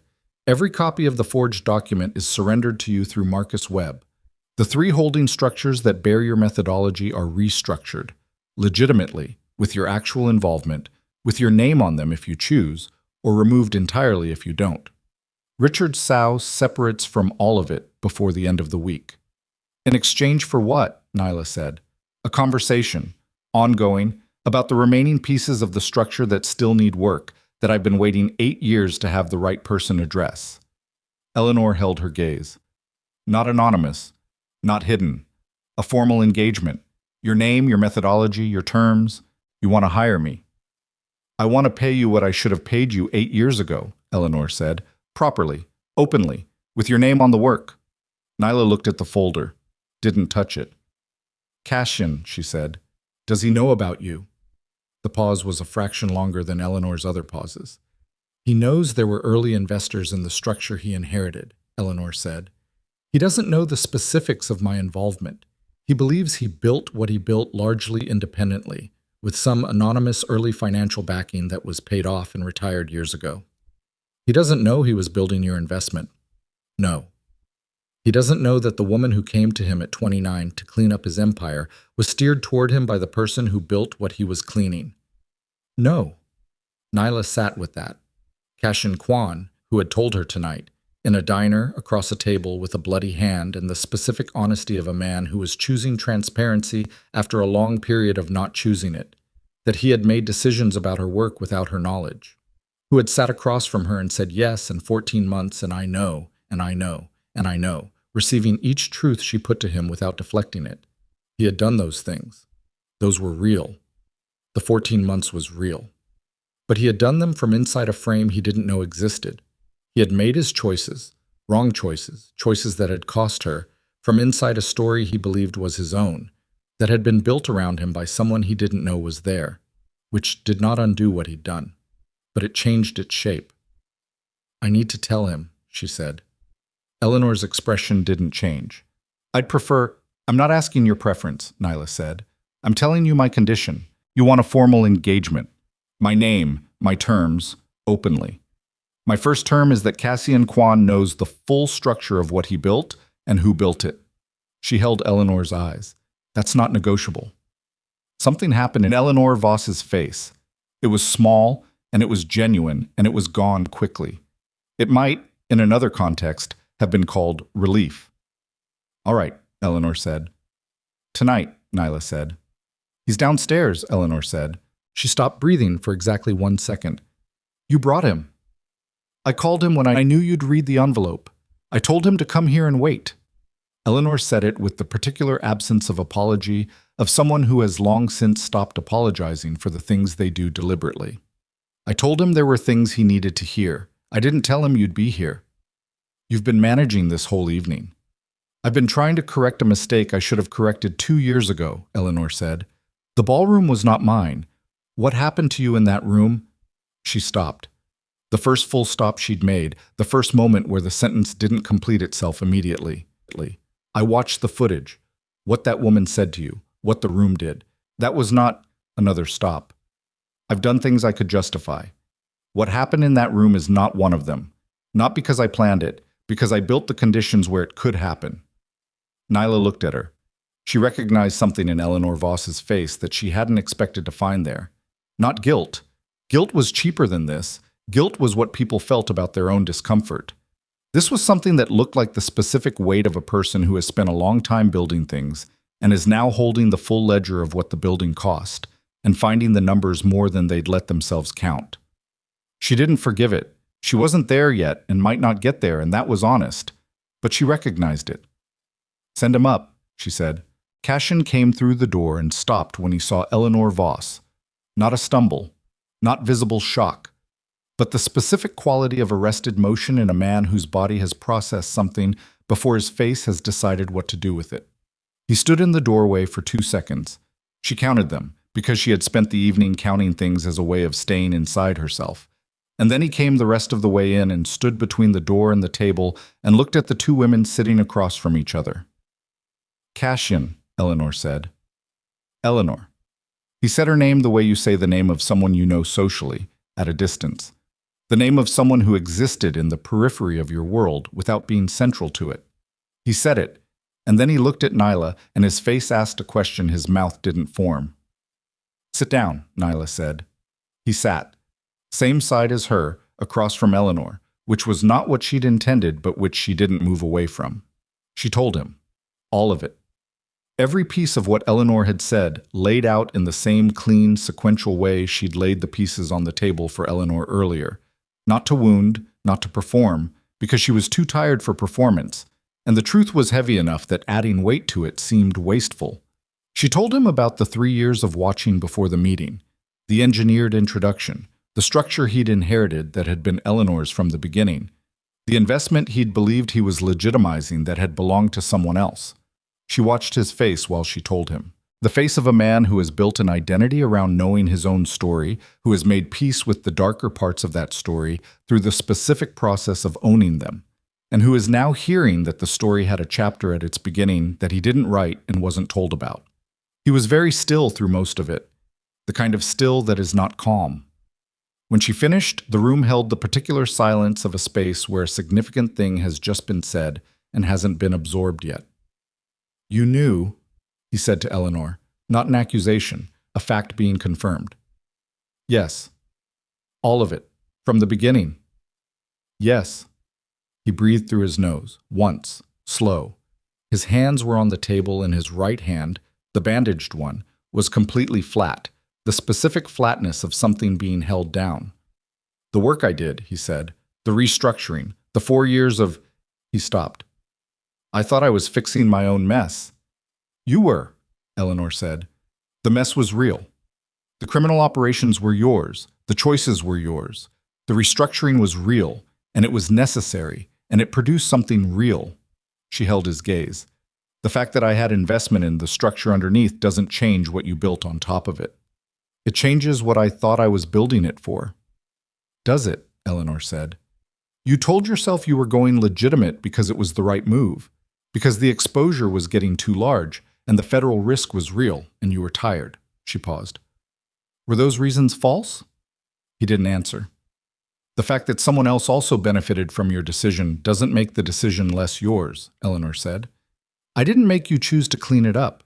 I only made sure the best available person was in the room when you decided to. Cassian was quiet for a long time. Then he looked at Nyla. I'm sorry, he said. It came out unadorned. No scaffolding around it, no explanation, no qualification.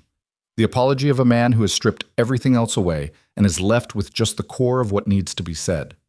Not for tonight, for the 14 months, for the report, for every decision I made about your work and your name that I made without you. He held her gaze.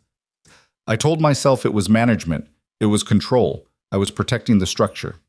He stopped. I was protecting myself. From the conversation we would have had to have if I'd told you. This conversation, she said. Yes. She looked at the bandaged hand, the lines of a face that had been through a very long night, the specific quality of his eyes when he was being honest, something clearing in them, some layer of the habitual management withdrawing, leaving the person underneath visible. I know, she said. He heard it. The echo of what she'd demanded of him earlier, stop saying you know. And the difference in it now. Not absolution, something smaller and more real than absolution. Acknowledgement of the truth of what he'd said. She turned to Eleanor. The filing is withdrawn by 9 a.m., she said. Every copy of the forged document through Marcus by noon. The 3 holding structures. I want 30 days to assess whether they're salvageable or whether they get dismantled entirely. Depending on that assessment, we discuss the formal engagement. She held Eleanor's eyes. If at any point in that process I find that the structure has exposure I wasn't told about tonight, the agreement terminates, and I take everything I know to Marcus and we burn it down. All of it, including whatever papers have your name on them. Eleanor held her gaze. Agreed, she said. I'm not finished. Nyla reached into her clutch and put the folded summary from the ballroom on the table. Richard Sow's page, the one she'd been carrying since the Grand Callaway. Richard Sow apologizes to me directly, in writing, and he removes himself from every structure he touched that had my name on it. I'll arrange that. Tonight, Nyla said. Eleanor looked at her watch. It was 3:22 in the morning. She looked up, and in her face was something that might have been the first fully unguarded expression she'd shown all evening. You're not what I expected either, she said. Good, Nyla said. Stop expecting me. The call from Richard Sow came at 4:11. Nyla took it standing in the corridor outside Eleanor's office, her back to the wall, one hand holding the phone and the other in her coat pocket. She'd called Marcus at 3:40, gotten him out of what sounded like an already shallow sleep, told him the terms. He'd made a sound that was either admiration or exhaustion and started writing. Sow was brief, professional, the voice of a man who has received clear instructions and is following them with the specific graciousness of someone who has lost the argument and knows it. He said what he'd been told to say. She listened. When he was done, she said, the written version to Marcus by 8. He agreed. She ended the call. She stood in the corridor for a moment. The building was quiet. City buildings at 4 a.m. had their own specific sound. The HVAC, the distant presence of the city outside the glass, the particular hum of systems that run all night without anyone watching them. She'd always found it, if not peaceful, at least honest. The building doing its own thing, indifferent to whoever was inside it. Cashin came out of Eleanor's office. He stopped when he saw her in the corridor, then walked toward her, stopped again at a distance that was close but not intrusive. He was carrying his jacket, the second one, the replacement someone on his team had presumably produced at some point in the evening because the first was on the table at the diner covered in her handwriting. And he looked like what he was, which was a man who had not slept and had absorbed several large things in a short amount of time and was holding them all without visible collapse, which was either strength or habit and was probably both. She's going to call her attorney now, he said. I know. The filing gets pulled. I told her if it wasn't done by 8, I'd have my own legal team file a motion to intervene, and the whole thing becomes public anyway. I didn't ask you to do that. I know. A pause. Do you want me to undo it? She thought about it. No, she said. He nodded, looked at the floor, then back at her. What happens now? Marcus and I spend 30 days going through the structures. Then I decide what to do with them. And Eleanor, she confirmed. And he stopped, started differently. You're going to be visible now, your name in the legitimate structures out in the open. He searched for the word. That's not what you wanted. What I wanted got complicated, she said. What I want now is for my name to mean what I made it mean. And the only way to protect that is to own it. He was quiet for a moment. You walked into a ballroom with one invitation and no backup, he said. And you came out with Eleanor Voss's operation, a legal resolution, and a direct line to every financial player who was in that room tonight. Something moved through his face. Not quite a smile. The shape that a smile leaves behind after the feeling has moved through. I'm not surprised. I've never once been surprised by what you can do. He paused. I'm sorry it took this much to show me what I'd failed to do. Say what you mean, she said. I should have protected you, he said. Not managed you, not managed the situation. Protected you. There's a difference, and I knew it, and I chose the easier one. She heard it. The precision of it. That he'd located the exact distinction, the one she would have made herself, the line between being handled and being regarded. You're not wrong, she said. Is there... He stopped again. He had a difficulty with certain sentences. She'd noticed that over 8 years. Not the hard sentences. Not the ones requiring toughness or decision. The other ones. The ones that required him to occupy a position of uncertainty without immediately resolving it. Is there a way forward that doesn't require me to not be in it? She looked at him. I don't know yet, she said. That's the most honest answer I have. He received this with the same open-eyed stillness he'd received everything else she'd said to him tonight. Okay, he said. And this time the word was different from the okay he'd said in the ballroom, the door closing sound of a decision completing. This was smaller, more careful. The okay of a man who has heard something he didn't want to hear and is deciding to stay in the room with it anyway. She pulled her coat tighter. I'm going home. I'll take a cab, she said. She took a cab. The apartment was cold. She'd left a window cracked, and the October night had come in through the gap and settled into the rooms, and she stood in the kitchen for a moment and felt the cold and didn't immediately address it. She looked at the kitchen counter, the sleeve of crackers, the mug of chamomile she'd left there 6 hours ago, though it felt like it occupied a different calendar. The window with the broken elevator had delivered her back to this, and the city was out there doing its 4:30 business, and none of it knew what had happened to her tonight. She closed the window. She sat at her kitchen table with a legal pad, not the diner one, a fresh one, and wrote for 20 minutes. Not the mechanics of what came next, not terms and structures and 30-day assessments. Just the shape of it, what she'd learned, what had been true all along and what she'd believed instead. The difference between the story she'd told herself for 8 years and the fuller, uglier, realer story underneath it. She was not a person who kept journals. This was not a journal. It was a document, because everything she made was a document, but it was not for anyone else. When she finished, she put down the pen and sat back and looked at the ceiling of her kitchen. The crack she kept meaning to report to the super, the water stain from the upstairs neighbor's leak 18 months ago that had been painted over but not quite. She knew this ceiling. She'd looked at it in every configuration of light and hour and internal state. She'd built an empire that she didn't own, for a man who hadn't known what he was building, on behalf of a woman who had never introduced herself.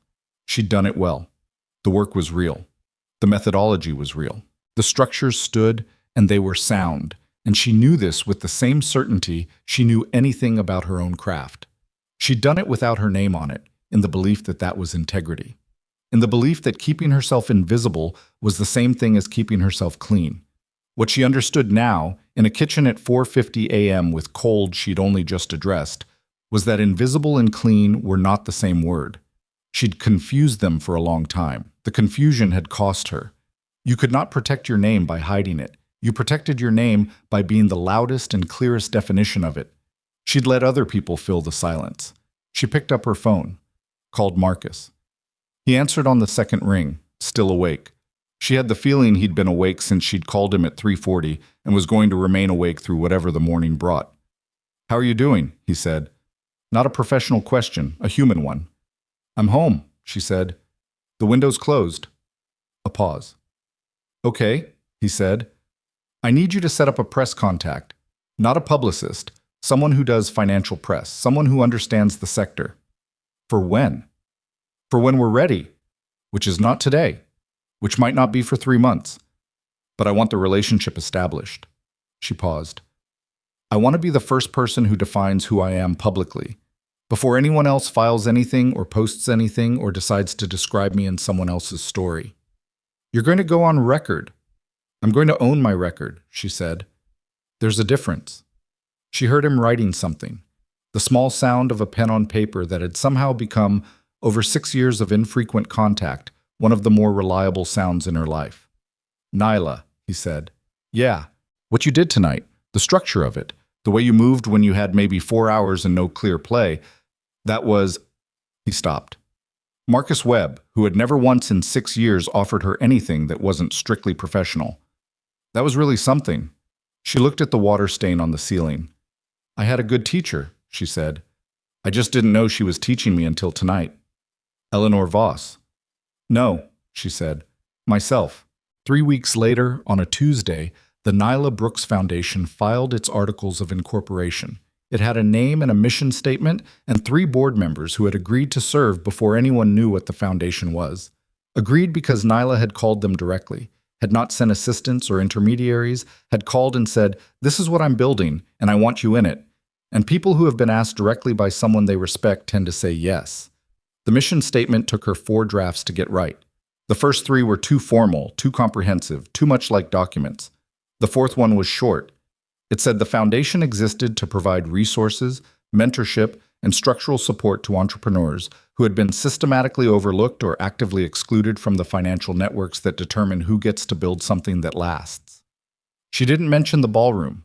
She didn't mention discrimination or race or class in the language of the mission statement, not because those things weren't true, but because she'd found that language that describes the wound sometimes eclipses the work of healing it. She wanted the work visible. The wound was her own business.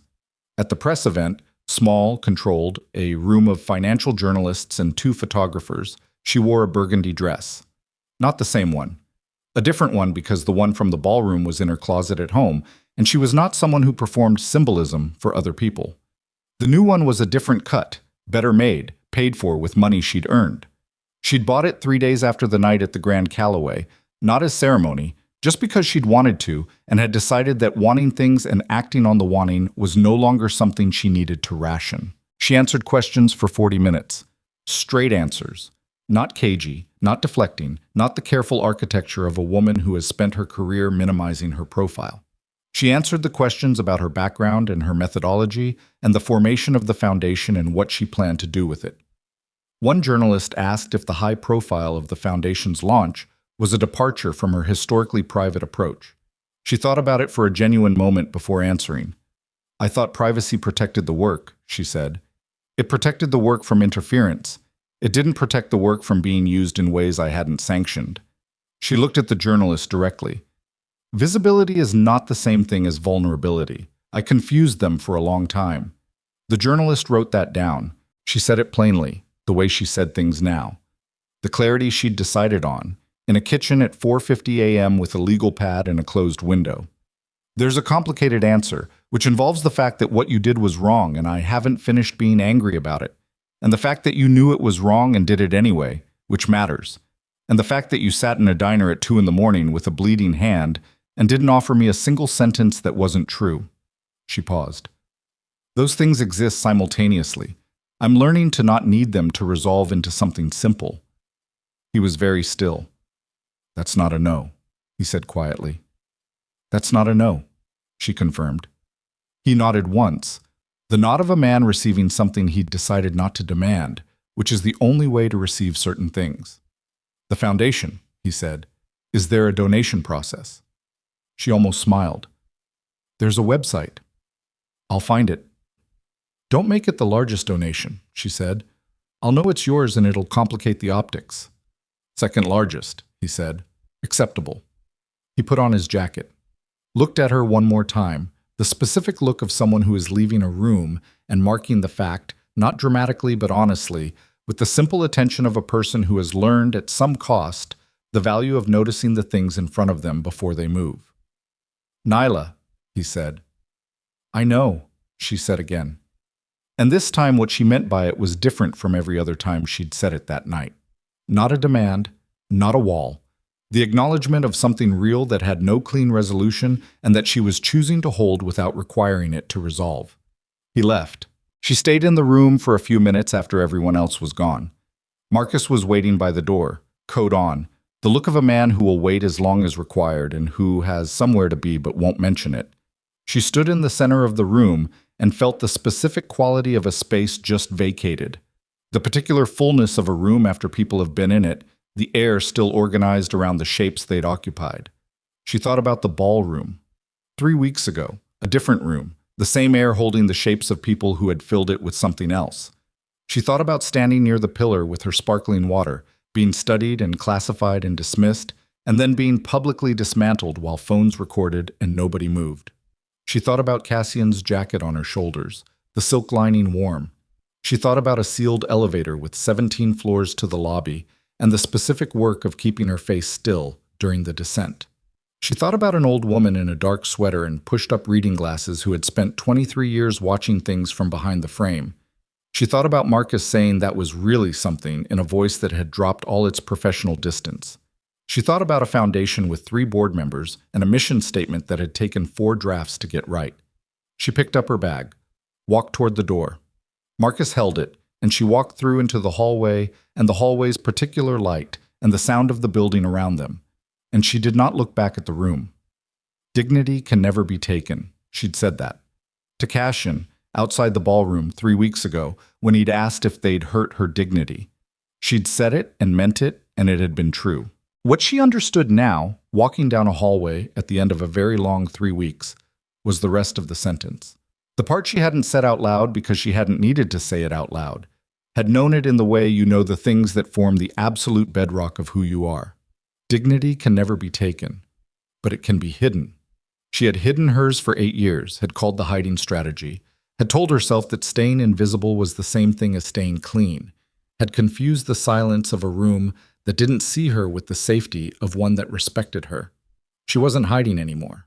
She walked out into the city, the Tuesday city, the regular working morning city, the city that had no particular orientation toward her and demanded nothing, and offered nothing, and simply continued doing its enormous, indifferent, necessary work around her. She walked into it with her name on a foundation and 3 board members and a 4th draft mission statement and a legal pad full of what came next, and she was not smaller than the city around her, and she was not larger, and she was not hidden.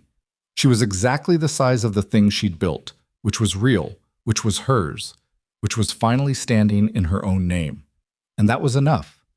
That was, at the end of a very long night and a very long 8 years, exactly enough.